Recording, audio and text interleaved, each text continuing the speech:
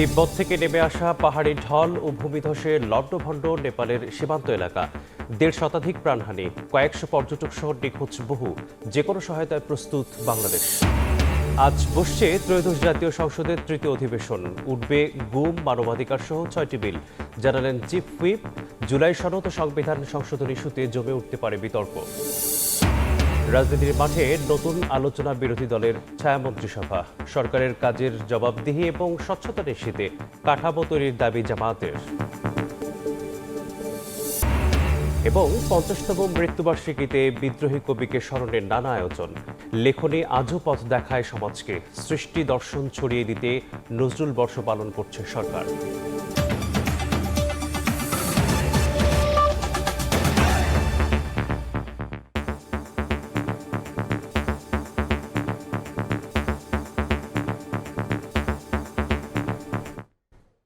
ভোরের সময় সঙ্গে আছি আমি মেসবাহুল আলী। তিব্বত থেকে নেমে আসা ভয়ঙ্কর পাহাড়ি ঢল ও ভূমিধসে লণ্ডভণ্ড নেপালের সীমান্ত এলাকা। প্রাণ গেল ১৬০ জনের। প্রায় ৬০০ পর্যটক সহ নিখোঁজ বহু। স্রোতের তোড়ে ভেসে গেছে গ্রামের পর গ্রাম। বিধ্বস্ত বহু বাড়িঘর। সেতু ধসে যাওয়ায় বন্ধ যোগাযোগ ব্যবস্থা। বৈরী আবহাওয়ায় ব্যাহত উদ্ধার অভিযানও। এদিকে উদ্ধার তৎপরতায় সব ধরনের সহায়তার আশ্বাস দিয়েছেন ভারতের প্রধানমন্ত্রী নরেন্দ্র মোদী। স্থানীয় সময় বুধবার সকাল ৮টা ৩৭ ভূমিকম্পের পর পাহাড় ধস ও আকস্মিক বন্যার কবলে পড়ে জেলাটির বিভিন্ন এলাকা। ভুটে কোশি নদীর পানি উপচে ভাসিয়ে নিয়ে যায় কয়েকটি গ্রাম। এ ঘটনায় বেড়েই চলেছে প্রাণহানি। নিখোঁজ রয়েছেন শত শত মানুষ, যাদের মধ্যে বেশিরভাগই পর্যটক। নিখোঁজদের মধ্যে ভারত, যুক্তরাজ্য, যুক্তরাষ্ট্র, মালয়েশিয়া, দক্ষিণ আফ্রিকা সহ বিভিন্ন দেশের নাগরিক রয়েছেন। এছাড়াও অনেকের জাতীয়তা নিশ্চিত হওয়া যায়নি। এখানে আমার আত্মীয়রা থাকেন। হঠাৎ কল এলে তারা জানান বাড়িঘর ভেসে যাচ্ছে এবং চারদিকে কান্না ও হাহাকার পড়ে যায়। তবে বাচ্চারা নিরাপদে আছে। আমার এক আত্মীয় পানিতে ভেসে গেছেন। আমি ৮ থেকে ১০টি ট্রাক, ঘরবাড়ি এবং মানুষকে ভেসে যেতে দেখেছি। অত্যন্ত হৃদয় বিদারক দৃশ্য ছিল। উপর থেকেও ট্রাক ভেসে যেতে দেখেছি। আমি এখানে ১৮ বছর ধরে আছি, কিন্তু প্রথমবার এমন ভয়াবহ ঘটনা দেখলাম। যত তাড়াতাড়ি সম্ভব সেই নিখোঁজ ভারতীয়দের খুঁজে বার করার ব্যবস্থা করুন। আমাদের কেন্দ্রীয় সরকারের উচিত পদক্ষেপ গ্রহণ করা। বন্যায় ক্ষতিগ্রস্ত হয়েছে সড়ক ও গুরুত্বপূর্ণ অবকাঠামো। কাঠমান্ডুর সঙ্গে সংযোগকারী প্রধান সড়ক বন্ধ হয়ে যাওয়ায় ব্যাহত হয়েছে যোগাযোগ। পাশাপাশি বিদ্যুৎ সরবরাহ বিঘ্নিত হয়েছে। নেপাল ও তিব্বতের দুই পাশেই চলছে উদ্ধার অভিযান। তবে প্রবল বাতাসের কারণে হেলিকপ্টারে দুর্গত এলাকায় পৌঁছানো কঠিন হয়ে পড়েছে। দুর্যোগের পর ভুটেকোশি নদীর নিম্নাঞ্চলে সতর্কতা জারি করা হয়েছে। নেপাল সরকার জানিয়েছে বেশ কয়েকজন পুলিশ কর্মকর্তা সহ বহু সেনা সদস্য নিখোঁজ রয়েছেন। চিকিৎসক দল, স্কাউট ও রেড ক্রসের সমন্বয়ে উদ্ধার ও ত্রাণ কাজ চলছে। কর্মকর্তাদের আশঙ্কা, এবারের ক্ষয়ক্ষতির মাত্রা গত বছরের ভয়াবহ বন্যাকেও ছাড়িয়ে যেতে পারে। নেপালের পাশাপাশি তিব্বতের অংশেও ব্যাপক ক্ষতি হয়েছে বলে জানিয়েছে স্থানীয় কর্তৃপক্ষ। ফারদিন মাঝার, সময় সংবাদ। নেপালে ভয়াবহ বন্যায় প্রাণহানির ঘটনায় গভীর শোক প্রকাশ করেছেন প্রধানমন্ত্রী তারেক রহমান। সংকটাময় মুহূর্তে নেপালকে যে কোনো প্রয়োজনীয় সহায়তা দিতে বাংলাদেশ সরকার প্রস্তুত বলে জানিয়েছেন তিনি। বুধবার এক শোক বার্তায় তিনি নেপালের প্রধানমন্ত্রী বালেন্দ্র শাহ এবং নেপালের জনগণের প্রতি বাংলাদেশের সরকার ও জনগণের পক্ষ থেকে আন্তরিক সমবেদনা জানান। শোক বার্তায় প্রধানমন্ত্রী বলেন, নেপালে ভয়াবহ বন্যায় বিপুল সংখ্যক মানুষের প্রাণহানির মর্মান্তিক ঘটনায় তিনি গভীরভাবে শোকাহত ও ব্যথিত। অন্য প্রসঙ্গ, শ্রদ্ধা ভালোবাসায় মহানবী হজরত মোহাম্মদ সাল্লাল্লাহু আলাইহি ওয়াসাল্লামকে স্মরণ করছেন ধর্মপ্রাণ মানুষ। ১২ই রবিউল আউয়াল বিশ্বনবীর জন্ম ও ওফাত দিবসে চট্টগ্রামে জশ্নে জুলুসে ঢল নামে মুসল্লির। আঞ্জুমানে রহমানিয়া আহমদিয়া সুন্নিয়া ট্রাস্টের আয়োজনে এবার ৫৫তম জুলুসে অংশ নেন রাসূলের বংশধর আল্লামা সাবির শাহ।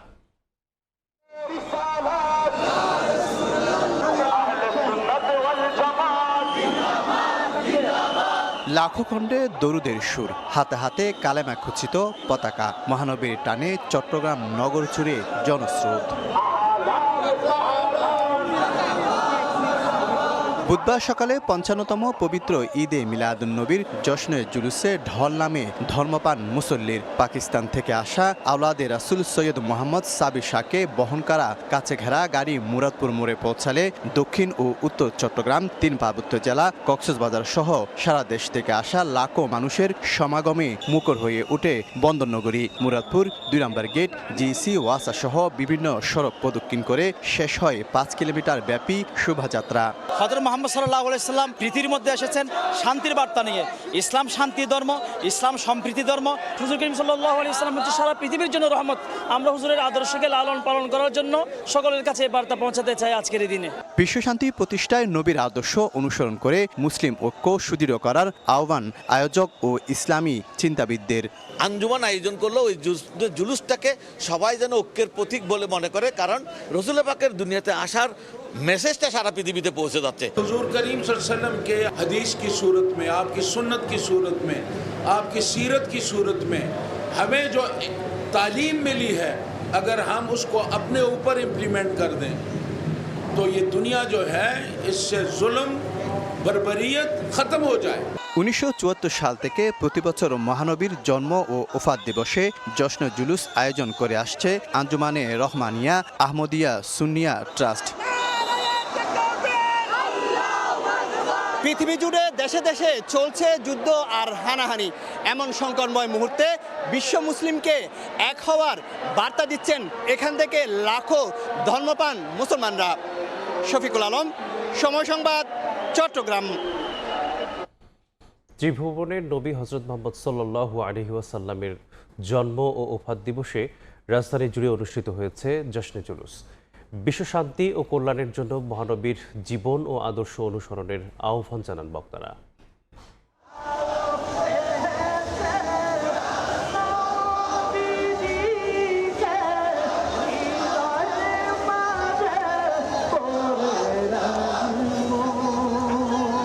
ত্রিভুবনের প্রিয় মোহাম্মদ এলোরে দুনিয়ায়, আইরে সাগর আকাশ বাতাস দেখবি যদি আয়, দয়ালু নবী প্রাণের ছবি। এমন নাতে মহানবীর জন্ম ও ওফাত দিবস স্মরণ করলেন ধর্মপ্রাণ মুসলমানরা। ধর্মীয় তাৎপর্যপূর্ণ দিনটি উদযাপনে রাজধানীর সোহরাওয়ার্দী উদ্যান গেট থেকে শুরু হয় জশ্নে জুলুস। দোয়েল চত্বর দিয়ে সচিবালয় হয়ে একই পথে উদ্যানে ফিরে মহাসমাবেশে যোগ দেন হাজার হাজার মানুষ। তৈরি হয় উৎসব মুখর পরিবেশ। এই দিনটিকে আমরা শ্রেষ্ঠ দিন মনে করি, কারণ প্রিয় রাসূল সাল্লাল্লাহু তাআলা সাল্লামের উম্মত আমরা। তার আগমনে যদি আজকে আমরা খুশি না হই, তাহলে আমাদের মতো এরকম বেওয়াফা উম্মত আর দুনিয়াতে একটাও নাই। আজকের দিনে প্রিয় রাসূল সাল্লাল্লাহু তাআলা সাল্লাম অন্ধকারাচ্ছন্ন দুনিয়াকে এসে আলোকিত করেছেন। নবী রাসূলুল্লাহ চলা তরিকার মতন যে চলাফেরা করতে পারি, হ্যাঁ তরিকা মতন চলতে পারি, যে দুজন মানুষকে বুঝাইতে পারি, তার হ্যার মারফত আনতে পারি, হ্যার বায়াত করতে পারি, এই আমার কামনা। সবচাইতে বড় ঈদ ঈদে মিলাদুন্নবী, যিনি আগমনের দিন আজকে, যিনিকে আল্লাহ পাক পয়দা না করলে এই আরশ কুরসি লৌহ কলম কুল কায়নাত কোনো কিছু সৃষ্টি হইতো না। শুধু আমরা নিজেরই প্রশংসা করি না, আল্লাহ নিজেও আল্লাহর ফেরেশতাদেরকে নিয়ে এই দিনের প্রশংসা করে এবং আল্লাহ নিজে জুলুস করে আল্লাহর ফেরেশতা সহকারে। মহানবী সাল্লাল্লাহু আলাইহি ওয়াসাল্লামের জীবন, আদর্শ ও মানবতার বাণী অনুসরণের আহ্বান জানান বক্তারা। এক উম্মাহ, এক রাসূল, এক আল্লাহ, আমরা এক ধর্মে বিশ্বাসী, ঠিক কিনা? পৃথিবীর কোন শক্তি আমাদের মাথা নত করতে পারবে না। আমরা শুধু আল্লাহ রাসূলের কাছে আমরা মাথা নত করি, আনুগত্য করি। আতিউল্লাহ ওয়া আতিউর রাসূল ওয়া উলিল আমরি মিনকুম।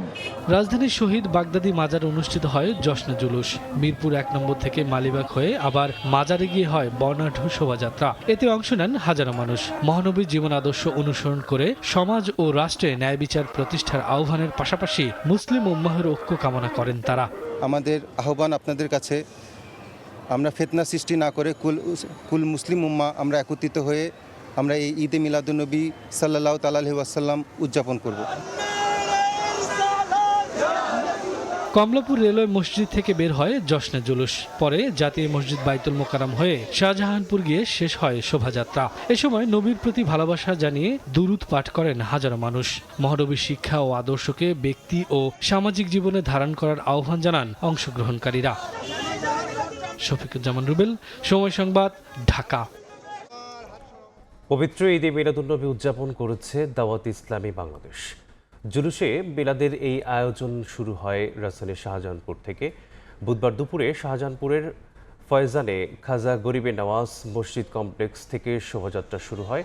নয়াপল্টন, বিজয়নগর, বাইতুল মোকাররম ঘুরে যাত্রাবাড়ি হয়ে সায়দাবাদ জনপথ মোড়ের দাওয়াতে ইসলামীর মার্কাজ ফয়জানে মদিনায় গিয়ে শেষ হয় শোভাযাত্রাটি। পরে সেখানে অনুষ্ঠিত হয় দোয়া ও মিলাদ। এ সময় জুলুসে অংশ নেয়া ভক্ত অনুরাগীরা জানান, মহানবীর জীবনাচরণ ধারণ করে তার দেখানো পথেই হাঁটতে চান তারা। নবীর জন্মদিন উপলক্ষে আমরা একটু জুলুস বিলাত করি, সালাতু সালাম পেশ করি, ওনার উপর দরুদ শরীফ পড়ার জন্য। এটাই আমরা সবাই মিলে একত্র হই। আমরা খুব আনন্দিত, এই জন্য আমরা জুলুসে মিছিলে যোগদান করছি। ইশকে মুস্তাফা মোহাম্মদ মুস্তাফা ইসলামের ভালোবাসা বুকে অন্তরে ধারণ করে সকলে জুলুসে অংশগ্রহণ করে। আল্লাহ যেন আমাদের জুলুসকে কবুল করে। বিএনপির প্রতিষ্ঠাবার্ষিকী উপলক্ষে 5 দিনের কর্মসূচি ঘোষণা করে ভারপ্রাপ্ত মহাসচিব বলেছেন, সার্বভৌমত্ব শক্তিশালী করার নীতিতে বিশ্বাসী ক্ষমতাসীন দল। ভয়ঙ্কর নিপীড়নের পরও বিএনপিকে দমানো যায়নি বলেও জানান তিনি। এদিকে স্বরাষ্ট্রমন্ত্রী বলেছেন, রংপুরের শিক্ষক পরিবারের 4 জনকে হত্যার ঘটনায় দ্রুত পদক্ষেপ নিয়েছে সরকার। একইভাবে দেশের কোথাও কিছু ঘটলেই দ্রুত ব্যবস্থা নেওয়া হচ্ছে বলেও দাবি তার। দল বিএনপি করতে গায়জিত আল্লাহ এর মুক্তির দূত হিসাবে এই ধরাধামে আগমন। পবিত্র ঈদে মিলাদুন্নবীতে কেন্দ্রীয় কার্যালয় নয়াপল্টনে মিলাদ ও দোয়ার আয়োজন করে বিএনপি। সুশাসন প্রতিষ্ঠায় মহানবীর জীবন দর্শন ও তার প্রাসঙ্গিকতা নিয়ে কথা বলেন কেন্দ্রীয় নেতারা। সরকার দায়িত্ব নেয়ার পর থেকে দেশে ঘটে যাওয়া প্রতিটি ঘটনায় যথাযথ পদক্ষেপ নেওয়া হয়েছে দাবি করে স্বরাষ্ট্রমন্ত্রী বলেন, রংপুরে শিক্ষক ও তার স্ত্রী সন্তানদের হত্যার ঘটনায় দ্রুত সময়ে ব্যবস্থা নিয়েছে সরকার। পুলিশকে আরও জনবান্ধব বাহিনীতে পরিণত করা হবে বলেও জানান তিনি। রংপুরের একটি ঘটনার কথা মহাসচিব সাহেব বললেন, সেই ঘটনা সংঘটিত হওয়ার যৌক্তিক সময়ের মধ্যে সবাইকে আইনের আওতায় আনা হয়েছে। এরকম রামেসা হত্যা থেকে শুরু করে যত ঘটনা জাতীয়ভাবে আলোচিত হয়েছে বা আলোচিত হয় নাই, প্রত্যেকটা অপরাধের আমরা অ্যাড্রেস করতে পেরেছি এবং যথাযথ আইনি প্রক্রিয়া নিয়ে আসতে পেরেছি। বাংলাদেশের এই পুলিশ বাহিনী জনপ্রত্যাশিত জনবান্ধব পুলিশ বাহিনীতে পরিণত হবে ইনশাআল্লাহ। গভর্নমেন্ট স্কুল, জেলা স্কুলের একজন শিক্ষকের পরিবার মাদক সেবীদের দ্বারা যেভাবে আক্রান্ত হয়ে 4টি প্রাণ চলে গেল, গোটা দেশকে, গোটা জাতিকে কাঁপিয়েছে। এই বেদনা বিধুর একটি পরিবেশ। সরকার এবং আইন শৃঙ্খলা বাহিনী দ্রুততার সাথে সেই অপরাধীকে ধরতে সক্ষম হয়েছে। একই দিন বিএনপির 48তম প্রতিষ্ঠাবার্ষিকী সামনে রেখে যৌথ সভা শেষে সংবাদ সম্মেলনে দলের ভারপ্রাপ্ত মহাসচিব বলেন, সার্বভৌমত্ব শক্তিশালী করার নীতিতে বিশ্বাসী বিএনপি। 1 সেপ্টেম্বর থেকে 5 দিনব্যাপী কর্মসূচি ঘোষণা করেন রুহুল কবির রিজভী। ভয়ঙ্কর নিপীড়ন, নির্যাতন, ফ্যাসিবাদী অত্যাচারের মুখেও বিএনপির একটা ন্যূনতম তারা ক্ষতি করতে পারেনি। অভ্যন্তরীণ নীতিতে বলুন কি পররাষ্ট্র নীতিতে বলুন, প্রত্যেকটি ক্ষেত্রেই বিএনপি এক অসাধারণ জাতীয়তাবাদী দেশপ্রেমিকের ভূমিকা পালন করেছে। আমরা নিজের সার্বভৌমত্বকে শক্তিশালী করা, নিজের স্বাধীনতাকে সুরক্ষা দেওয়া, এই নীতিতে বিশ্বাসী। মানুষের ভাগ্য পরিবর্তনে প্রধানমন্ত্রী তারেক রহমান একে একে নির্বাচনী অঙ্গীকার বাস্তবায়ন করছেন বলেও জানান রুহুল কবির রিজভী। আগামী 1 সেপ্টেম্বর 48তম প্রতিষ্ঠাবার্ষিকী সাফল্যমণ্ডিত হবে। কামরুজ্জামান মামুন, সময় সংবাদ, ঢাকা। শুধু মাদক নয়, রংপুরে একই পরিবারের 4 হত্যাকাণ্ডের পেছনে রয়েছে দীর্ঘদিনের পুঞ্জীভূত ক্ষোভ। জবানবন্দিতে আসামি সিদ্ধার্থ সেই ইঙ্গিতে দিয়েছিলেন বলে জানিয়েছেন মহানগর ডিবির উপকমিশনার সনাতন চক্রবর্তী। এরই মধ্যে 2 জন সাক্ষী আদালতে জবানবন্দিও দিয়েছেন। শুরু থেকেই এই হত্যাকাণ্ডে পুলিশের বক্তব্য নিয়েছিল তীব্র আলোচনা সমালোচনা। নাগরিক সমাজের প্রতিনিধিরা বলছেন, যথাযথ তদন্তের মধ্য দিয়ে সব ধরনের অসঙ্গতির দূর করতে হবে। শাকিল মাহমুদের ছবিতে নাজমুল ইসলামের সাথে রিপোর্ট। রংপুর জেলা স্কুলের অবসরপ্রাপ্ত শিক্ষক গণপতি চক্রবর্তী সহ তার পরিবারের 4 সদস্যের হত্যাকাণ্ডের ঘটনায় শুরু থেকে পুলিশের বক্তব্য নিয়ে তীব্র সমালোচনা তৈরি হয়। শুধু মাদক গ্রহণ দেখে ফেলায় একে একে 4 জনকে হত্যা করে সিদ্ধার্থ ও মুগ্ধ, এমন দাবি ছিল পুলিশের। তবে এবার সামনে আসে ভিন্ন তথ্য। মহানগর গোয়েন্দা বিভাগের উপকমিশনার জানান, আসামি সিদ্ধার্থের পৈতৃক সম্পত্তি কিনে বাড়ি করেছিলেন শিক্ষক গণপতি চক্রবর্তী। তবে মধ্যস্বত্বভোগীর কারণে জমি বিক্রির ন্যায্য মূল্য থেকে বঞ্চিত হওয়ায় ক্ষোভ ছিল তার। 164 ধারায় স্বীকারোক্তিমূলক জবানবন্দিতে এ কথা জানায় আসামি সিদ্ধার্থ। তার যে 164 ধারায় প্রদত্ত জবানবন্দি, সেই জবানবন্দিতে তার প্রথম উক্তিটাই ছিল যে এইগুলো তাদের জমি ছিল, তাদের পূর্বপুরুষদের জমি তারা কিনেছে। পরবর্তীতে যখন আমরা আরও এই ভিতরে এলাকায় বিভিন্ন বিষয়ে খোঁজখবর নিচ্ছি, তখন ওই পরিবারের কাছ থেকে আমরা এমন তথ্য পেয়েছি যে এই জমি ওদেরই ছিল, বিক্রি অন্য কেউ করেছে, টাকাটা অন্য কেউ নিয়েছে। এই ক্ষোভের কারণে হঠাৎ করে তার এই নৃশংসতা কিনা, এটাও আমরা বিবেচনা করে দেখছি। পুলিশ বলছে, সব ধরনের তথ্য উপাত্ত হত্যাকাণ্ডের সার্বিক পারিপার্শ্বিকতা মাথায় রেখে নিবিড়ভাবে তদন্ত করা হচ্ছে। আমরা আসলে সব কিছুই বিবেচনা করে দেখছি। আমরা কোনো ইস্যুটাকেই যে আমরা যদি একটা চুল পরিমাণ কোনো সন্দেহ থাকে, সেটাকেও আমরা বিচার বিশ্লেষণ করব। এদিকে গেল কয়েকদিন ধরেই পুলিশের বক্তব্যের বিরোধিতা করে সুষ্ঠু তদন্তের দাবিতে আন্দোলনে নামে বিভিন্ন সংগঠন ও শিক্ষক শিক্ষার্থীরা। শুধুই দুজনে 4 জন মানুষকে একজনের পর একজন হত্যা করলো, এটা কিন্তু আসলে বিশ্বাসযোগ্য নয়। এখন কিন্তু এই মামলা তাকে রিমান্ডে নেওয়া যাবে না, যেহেতু সে 164 ধারার জবানবন্দি দেওয়া হয়েছে। কাজেই রিমান্ডে নেওয়ার জায়গাটা তারা পরিকল্পিতভাবে বন্ধ করেছে কিনা সেটা আমাদের চিন্তা করতে হবে। তার 4টা লাশ, একটা 2টা মানুষ, এটা কিন্তু অস্বাভাবিক। এই জিনিসটা আমরা কিন্তু কেউ বুঝতেছি না যে এটার সমাধানটা কি। সব ধরনের স্টেটমেন্টগুলো একটা ধোঁয়াশা তৈরি করেছে, যার জন্য আমরা চাচ্ছি যে আরো সুষ্ঠু তদন্ত দরকার। 22 আগস্ট রাতে রংপুর নগরীর মাছুয়াপাড়ার নিজ বাসা থেকে শিক্ষক গণপতি চক্রবর্তী, তার স্ত্রী প্রীতিলতা, মেয়ে প্রার্থী ও ছেলে প্রিয়মের মরদেহ উদ্ধার করে পুলিশ। এই ঘটনায় সিদ্ধার্থ ও মুগ্ধকে গ্রেফতার করা হয়। এছাড়াও সীমান্ত দাস ও বিদ্যুৎ নামে 2 সাক্ষী আদালতে 164 ধারায় জবানবন্দি দিয়েছে। নাজমুল ইসলাম নিশাত, সময় সংবাদ, রংপুর। 30 আগস্ট আন্তর্জাতিক গুম প্রতিরোধ দিবসে সংসদ ভবন অভিমুখে পদযাত্রা করবে 11 দলীয় ঐক্য। বুধবার সন্ধ্যায় বৈঠক শেষে একথা জানান জামায়াতের সহকারী সেক্রেটারি জেনারেল হামিদুর রহমান আজাদ। এ সময় বিরোধী দলীয় চিফ হুইপ নাহিদ ইসলাম বলেন, জুলাই সনদ বাস্তবায়নের পথে হাঁটছে না সরকার। রাজধানীর মিন্টো রোডে বুধবার বিকেলে বিরোধী দলীয় নেতা ডাক্তার শফিকুর রহমানের নেতৃত্বে বৈঠকে অংশ নেন 11 দলীয় ঐক্যের শীর্ষ নেতারা। সংসদে বিরোধী দলের ভূমিকা, 5 সেপ্টেম্বরের লং মার্চের প্রস্তুতি সহ সমসাময়িক বিভিন্ন বিষয় উঠে আসে আলোচনায়। দেশের স্বার্থে, জাতির স্বার্থে আমরা সবাই নিবেদিত। বৈঠক শেষে ব্রিফিংয়ে বিরোধী দলীয় চিফ হুইপ নাহিদ ইসলাম বলেন, মানবাধিকার কমিশন ও গুম বিষয়ক নতুন আইন পাশ হলে দেশে গুমের সংস্কৃতি বন্ধ হবে না। জুলাই সনদ বাস্তবায়নের পথে সরকার হাঁটছে না বলেও মন্তব্য করেন তিনি। কোনো ধরনের জবাবদিহিতা যাতে নিশ্চিত করা না হয়, এই কারণে তারা এরকম একটা আইন আসলে করতে যাচ্ছে। ফ্যাসিবাদী আমলের থেকেও একটা খারাপ আইন তারা আনার চেষ্টা করছে। জুলাই সনদ অক্ষরে অক্ষরে পালনের কথা বলে তারা সম্পূর্ণভাবে উল্টো পথে হাঁটছে। 30 আগস্ট আন্তর্জাতিক গুম প্রতিরোধ দিবসে জাতীয় সংসদ ভবন অভিমুখে পদযাত্রা কর্মসূচির ঘোষণা দেন 11 দলীয় ঐক্যের সমন্বয়ক হামিদুর রহমান আজাদ। সংসদ অভিমুখী পদযাত্রা করা হবে, এই সিদ্ধান্ত হয়েছে। সেটা স্টার্টিং পয়েন্ট হবে শাহবাগ, এরপর আমরা সংসদে যাব। সেখানে পরিবারের পক্ষ থেকে সংসদের স্পিকারের কাছেও স্মারকলিপি প্রদান করা হবে। দ্বৈত নাগরিকত্ব ইস্যুতে পররাষ্ট্র প্রতিমন্ত্রী হুমায়ুন কবিরকে পর্যাপ্ত তথ্য উপস্থাপনের দাবি জানান 11 দলীয় ঐক্যের নেতারা। এটা হলো সরকার পরিচালনায়। আসিফ মোহাম্মদ সিয়াম, সময় সংবাদ, ঢাকা।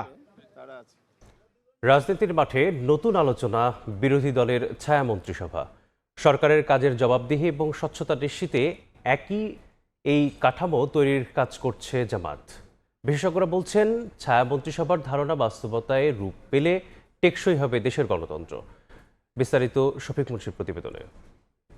শ্যাডো ক্যাবিনেট তৈরি করার কথা বলেছিলাম, তিনি জানিয়েছেন যে একটা শ্যাডো ক্যাবিনেট তারা ইতিমধ্যে করে ফেলেছেন। আমি আমার দাবি অব্যাহতভাবে জানিয়ে। রাজনীতির মাঠে এখন তুমুল আলোচনার বিষয় জামায়াতের শ্যাডো ক্যাবিনেট বা ছায়া মন্ত্রিসভা। জানা গেছে দলটির সংসদ সদস্য, জ্যেষ্ঠ নেতৃবৃন্দ এবং বিশেষজ্ঞদের সমন্বয়ে গঠিত হচ্ছে এই ছায়া মন্ত্রিসভা। এখন পর্যন্ত প্রায় 2 ডজন নেতাকে বিভিন্ন মন্ত্রণালয়ের প্রধান করে এগিয়ে চলছে এই কাঠামোর প্রস্তুতিমূলক কাজ। এরই মধ্যে শুরু হয়েছে তালিকা তৈরির কাজও। ছায়া মন্ত্রিসভায় প্রধানমন্ত্রী হিসেবে থাকছেন ডাক্তার শফিকুর রহমান। এছাড়া পররাষ্ট্রমন্ত্রী ডাক্তার আব্দুল্লাহ মোহাম্মদ তাহের, স্বরাষ্ট্রমন্ত্রী ডক্টর হামিদুর রহমান আজাদ, স্থানীয় সরকার মন্ত্রী মিয়া গোলাম পরোয়ার এবং অর্থমন্ত্রী হিসেবে সাইফুল আলম খান মিলনের নাম। দলটির অন্যান্য শীর্ষ নেতৃবৃন্দের মধ্যে এহসানুল মাহবুব জুবায়ের, রফিকুল ইসলাম খান এবং মাওলানা আব্দুল হালিম থাকবেন গুরুত্বপূর্ণ দায়িত্বে। থাকছেন নাজিবুর রহমান মোমেন, শিশির মনির সহ আলোচিত কেউ কেউ। জামায়াতের নীতি নির্ধারণী পর্যায়ের নেতারা বলছেন, মন্ত্রণালয়ের কাজের স্বচ্ছতা ও জবাবদিহিতা নিশ্চিত করতেই দলটির এই উদ্যোগ। রাজনীতির গুণগত মান পরিবর্তনে এ পদক্ষেপ ভূমিকা রাখবে বলেও প্রত্যাশা তাদের। প্রত্যেকটি মিনিস্ট্রি তার স্বচ্ছতা জবাবদিহিতা এনশিওর করার জন্য আমাদের যে পর্যবেক্ষণ, আমাদের যে সমালোচনা, আমাদের যে সাজেশন এবং প্রস্তাবনা পেশ করার আরেকটা জায়গা হচ্ছে ছায়া মন্ত্রী পরিষদ সভাপতি। গভর্নমেন্ট যে স্ট্রাকচারটা আছে সেটাকে আমরা ফলো করে প্রত্যেকটি মিনিস্ট্রি ব্যক্তিগত টিম কাজ করবে। সেক্ষেত্রে যে সমস্ত বিষয় ত্রুটি ধরা পড়বে সেগুলো ক্রিটিসাইজটা তুলে ধরা, প্রস্তাবনা থাকলে সেটা তুলে ধরা, এবং সরকার যদি ভালো কাজ করে এটাকে আর এনরিচ করার জন্য কোনো যদি গাইডলাইন প্রয়োজন হয় সেটা আমরা তুলে ধরবো, যাদের সঙ্গে সরকারও এখান থেকে নিতে পারে। বিশেষজ্ঞরা বলছেন, নানা প্রতিবন্ধকতার পরেও বিরোধী দলের এই উদ্যোগ সফল হলে গণতন্ত্র আরও শক্তিশালী হবে। সাধারণত বিরোধী দলগুলো যেটা করে যে একটা গতানুগতিক সমালোচনা করা বা প্রতীকী সমালোচনা করা, সংসদ বর্জন করা অথবা রাস্তার কর্মসূচি দেওয়া ধরনের কাজগুলো করে। ওটার বাইরে এসে এ ধরনের একটা শ্যাডো ক্যাবিনেট করা, এটা হচ্ছে একটা গঠনমূলক রাজনীতি বা গণতান্ত্রিক চর্চা। এই ক্যাবিনেটটা বেসিক্যালি সমালোচনাকে স্পেশালাইজ করা, যে এক এক মন্ত্রণালয়ের সমালোচনা এক একটা টিম করবে, তাহলে সমালোচনাটা টেকনিক্যাল হবে বা পাল্টা পলিসি তারা যেগুলো দিবে সেগুলো আরেকটু রিসার্চ বেসড হবে। এটা একটু ব্যয়বহুল, যদি প্রত্যেকটা মিনিস্ট্রিতে একজন করে গবেষণা সহকারীও রাখতে হয় তাহলে এটা বিশাল একটা ব্যয়ের ব্যাপার। চ্যালেঞ্জিং তো হবে নিশ্চয়ই, কতটা সম্ভব হবে। তো এইটা আমি মনে করি বাট একটা নতুনত্ব এবং একটা ভালো এডিশন টু আওয়ার ডেমোক্রেসি। বাংলাদেশে নতুন হলেও বিশ্বের বিভিন্ন দেশে ছায়া মন্ত্রিসভার অস্তিত্ব রয়েছে। শফিক মুন্সি, সময় সংবাদ, ঢাকা। আজ বেলা ৩টায় শুরু হচ্ছে ত্রয়োদশ জাতীয় সংসদের তৃতীয় অধিবেশন। গুম, মানবাধিকার ও জমি সন্তানদের হস্তান্তর করার পর বাবা মায়ের ভরণপোষণ সহ ৬টি গুরুত্বপূর্ণ বিল এবারের অধিবেশনে আসবে বলে জানিয়েছেন চিফ হুইপ। বিশ্লেষকরা বলছেন, এই অধিবেশনে সংবিধান সংশোধন, জুলাই সনদ বাস্তবায়ন সহ চলমান জ্বালানি সংকট ইস্যুতে বিতর্ক জমে উঠতে পারে সংসদ। শপথ করিতেছি যে প্রায় ২ দশক পর দেশ পরিচালনার দায়িত্বে বিএনপি সরকার গঠনের পর ইতিমধ্যেই প্রধানমন্ত্রী তারেক রহমানের নেতৃত্বাধীন মন্ত্রিসভার ১৮০ দিন পূর্ণ হয়েছে। আমার কর্তব্য পালনের প্রয়োজন ব্যতীত এই ৬ মাসে সরকারের পক্ষ থেকে নির্বাচনী ইশতেহার অনুযায়ী ফ্যামিলি কার্ড, কৃষক কার্ড, খাল খনন, বৃক্ষরোপণ কর্মসূচির পাশাপাশি অর্থনীতি পুনরুদ্ধারেও কাজ এগোনোর ঘোষণা দেওয়া হয়েছে। নানামুখী সফলতা ও সংস্কার কাজে অগ্রগতির দাবি করা হলেও আইন শৃঙ্খলা, মূল্যস্ফীতি ও জ্বালানি সংকট নিয়ে আছে অস্বস্তি। এমন পরিস্থিতিতে ত্রয়োদশ সংসদের তৃতীয় অধিবেশনে উঠবে গুম, মানবাধিকার ও জমিজমা সন্তানদের হস্তান্তর করার পর বাবা মায়ের ভরণপোষণ সহ ৬টি গুরুত্বপূর্ণ বিল। এমন তথ্য জানিয়ে সরকার দলীয় চিফ হুইপ নুরুল ইসলাম মনির প্রত্যাশা, সংবিধান সংশোধন কমিটিতে যোগ দেবে বিরোধী দল। এবার কতগুলো গুরুত্বপূর্ণ বিল আসবে, 6টা মতো বিলে যাবতীয় ইনফরমেশন আমার কাছে আছে। আমাদের এই পার্লামেন্টে অগ্রাধিকার যেটা পাবে তাহলে আমরা সব কমিটিগুলো এই পার্লামেন্টে এই সেশনে করব। তারা সংস্কার আর সংবিধান সংশোধন এটা একটু বুঝে, আমরা যে সংবিধান সংশোধনের প্রস্তাব করেছি 17 সদস্য বিশিষ্ট, 7জন হবে বিএনপি থেকে, 5জন হবে জামাত থেকে, এইভাবে করে আমরা করে রাখছি। আর 5জন ওনার নাম দেননি, ওনার নাম দিলে সেই নাম ইন্টারপ্রেট করে কাজ শুরু করা হবে। এদিকে সংবিধান সংশোধন, সংসদীয় কমিটি গঠন, দ্রব্যমূল্য নিয়ন্ত্রণ, আইন শৃঙ্খলা ও জ্বালানি সরবরাহে সরকারের ভূমিকা নিয়ে অধিবেশনে বিরোধী দলের উত্তপ্ত বিতর্কের সম্ভাবনা দেখছেন বিশ্লেষক। আইন শৃঙ্খলার অবনতি, দ্রব্যমূল্যের ঊর্ধ্বগতি সহ জ্বালানি সংকট, বিভিন্ন বিষয় সংসদে বিরোধী দল উত্থাপন করবেন। বিরোধী দলের একটা বড় ফোকাস হচ্ছে সংবিধান সংস্কার করা। সরকার যে কমিটিটা করেছে সেটা সংবিধান সংশোধনের কথা বলা হয়েছে, ফলে বিরোধী দল এবং সরকারি দলের মধ্যে এই বিষয়ে একটি বড় মত পার্থক্য আছে। বিরোধী দল যেটি হবে যে এই সংক্ষিপ্ত অধিবেশন হলেও এখানে এই বিষয়গুলো তারা উত্থাপন করবে। ত্রয়োদশ জাতীয় সংসদের প্রথম অধিবেশন বসে চলতি বছরের 12 মার্চ এবং দ্বিতীয় তথা বাজেট অধিবেশন শুরু হয় 7 জুন। তারপরে সংসদে প্রতিশ্রুতি দিবেন। মুরসালিন হক জুনায়েদ, সময় সংবাদ, ঢাকা। সিঙ্গাপুর থেকে ভুটান যাওয়ার পথে ঢাকায় যাত্রা বিরতি করেছেন ভুটানের রাজা জিগমে খেসার নামগে ওয়াংচুক। বিমানবন্দরে তার সঙ্গে সৌজন্য সাক্ষাৎ করেছেন রাষ্ট্রপতি মির্জা ফখরুল ইসলাম আলমগীর। সাক্ষাৎকালে রাষ্ট্রপতি হিসেবে দায়িত্ব নেয় মির্জা ফখরুল ইসলাম আলমগীরকে অভিনন্দন জানান ভুটানের রাজা। এ সময় দুই দেশের স্বার্থ সংশ্লিষ্ট বিভিন্ন বিষয়ে আলোচনা করেন তারা। রাষ্ট্রপতি ভুটানের রাজাকে বাংলাদেশ সফরের আমন্ত্রণ জানান। এরই জবাবে ভুটানের রাজাও রাষ্ট্রপতি প্রধানমন্ত্রী তারেক রহমানকে ভুটান সফরের আমন্ত্রণ জানান। সৌজন্য সাক্ষাতে পররাষ্ট্রমন্ত্রী ডক্টর খলিলুর রহমান, ঢাকায় নিযুক্ত ভুটানের রাষ্ট্রদূত উপস্থিত ছিলেন।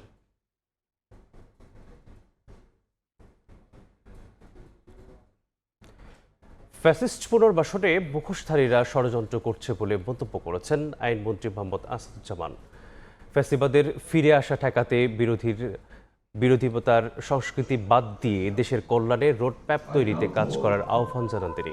বুধবার দুপুরে পবিত্র ঈদে মেরুদণ্ডবিদ্যে দৃষ্টি প্রতিবন্ধী ও তৃতীয় লিঙ্গের শিক্ষার্থীদের মেধা অন্বেষণ প্রতিযোগিতার পুরস্কার বিতরণ অনুষ্ঠানে অংশ নিয়ে দেশবিরোধী ষড়যন্ত্রের বিরুদ্ধে কড়া হুঁশিয়ারি উচ্চারণ করেন আইনমন্ত্রী। মানুষের মুখোশধারী অনেকের চোখ আছে, আলো আছে, তারা এখনো ফ্যাসিস্ট পুনর্বাসনের জন্য চেষ্টায় আছেন। আমরা বলবো, আপনারা যে যেখানেই থাকুন, চোখ খুলুন। আমরা যদি অপরাধ করে আমাদের চোখে আঙুল দিয়ে দেখিয়ে দেন, নাগরিক হিসাবে বাংলাদেশ সংবিধানের 21 অনুচ্ছেদে এটা আপনার নৈতিক দায়িত্ব, সাংবিধানিক দায়িত্ব। আমরা যদি আমাদের দায়িত্ববোধের জায়গা থেকে কাজ করি, তাহলে হয়তো বাংলাদেশ একদিন সুকান্তের ভাষায় শিশুর বাসযোগ্য ভূমি হিসাবে গড়ে উঠবে।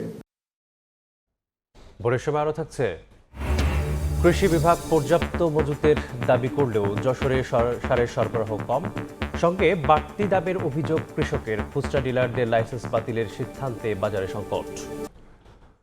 বরেন্দ্র অঞ্চলে সারের তীব্র সংকট মিলছে না ডিলারের কাছেও। খোলা বাজারে কিনতে গিয়ে আকাশ ছোঁয়া দামে দিশেহারা কৃষক। তবে ঘাটতি নেই দাবি করে সরকারের দুই মন্ত্রী জানান, সার বিপণন ব্যবস্থাপনায় আনা হচ্ছে পরিবর্তন। চলতি খরিফ মৌসুমে কৃষিকাজে সারের চাহিদা বেড়েছে, তবে বিভিন্ন জেলায় সারের কৃত্রিম সংকটের অভিযোগ উঠেছে। এতে দিশেহারা কৃষক।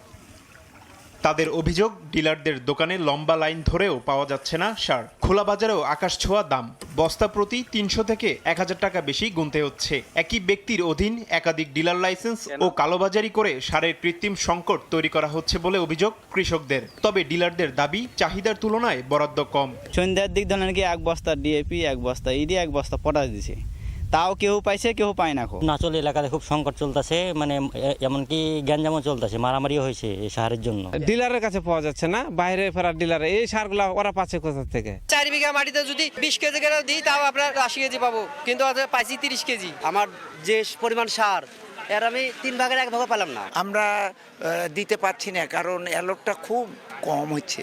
এমন পরিস্থিতিতে বিষয়টি নিয়ে মুখ খুললেন কৃষিমন্ত্রী আমিনুর রশিদ। বুধবার দুপুরে মুন্সিগঞ্জের গজারিয়ায় এক অনুষ্ঠানে তিনি বলেন, বাজারের চাহিদার চেয়ে বহুগুণ বেশি সার মজুদ আছে। মার্কেটে এই মুহূর্তে যত সারের প্রয়োজন আছে, তার থেকে বহুগুণ বেশি আমার গোডাউনে আছে। তারপরও একটা গ্রুপ দুনিয়ার যত 2 নম্বর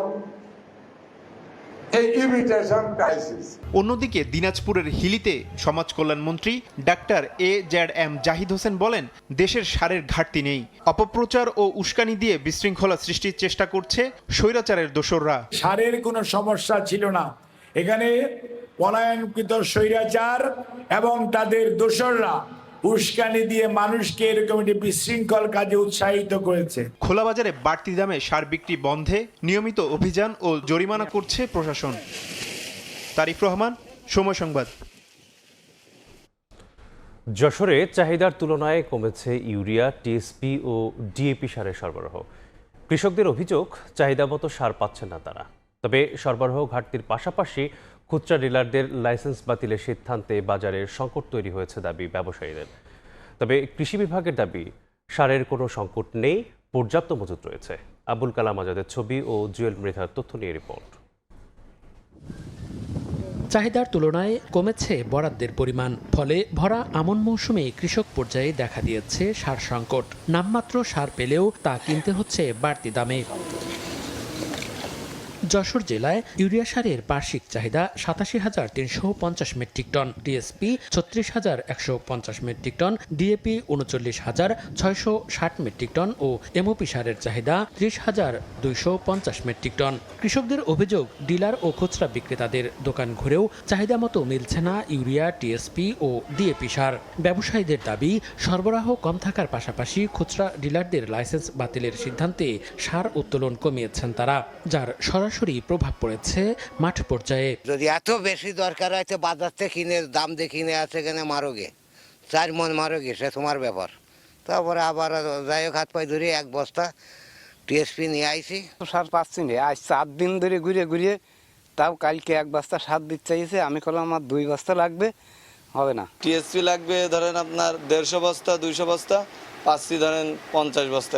সামনে যে আমার ডিলারশিপ থাকবে কিনা এইটা আমি যে নিশ্চয়তা পাচ্ছি না। যারা যারা এইসব সঙ্গে সম্পৃক্ত আছে, তাদের প্রত্যেকের সঙ্গে বসতে হবে, এই একমাত্র সমাধান, সবাইকে নিয়ে বসতে হবে। তবে কৃষি বিভাগের দাবি, সারের সংকট নেই, পর্যাপ্ত মজুদ রয়েছে। মাঠ পর্যায়ে যে অস্থিরতার সৃষ্টি হয়েছে সেটা নিরসনের জন্য আমাদের কর্মকর্তারা সার্বক্ষণিক মনিটরিংয়ের কাজ করে যাচ্ছে। আমরা কৃষকদের বলবো যে আপনারা বিচলিত হবেন না, পর্যাপ্ত সার মজুদ রয়েছে। কৃষি বিভাগের তথ্যমতে চলতি অর্থ বছরে যশোরে চাহিদার তুলনায় ইউরিয়া সারের বরাদ্দ প্রায় 22%, টিএসপি 49% এবং এমওপি সারের বরাদ্দ 15% কম নির্ধারণ করা হয়েছে। সময় সংবাদ, যশোর। বাংলাদেশ সহ সব দেশ থেকে নির্দিষ্ট এজেন্সির মাধ্যমে শ্রমিক নিচ্ছে মালয়েশিয়া। তবে এই প্রক্রিয়ায় সিন্ডিকেটের অস্তিত্ব খুঁজে পাচ্ছে বাইরের এক পক্ষ। আরেক পক্ষ বলছে, নির্দিষ্ট এজেন্সির মাধ্যমে শ্রমিক যাবে, তবে ব্যয় যেন না বাড়ে সেদিকেই নজর রাখতে হবে। কামরুল হাসান সবুজ জানাচ্ছেন বিস্তারিত।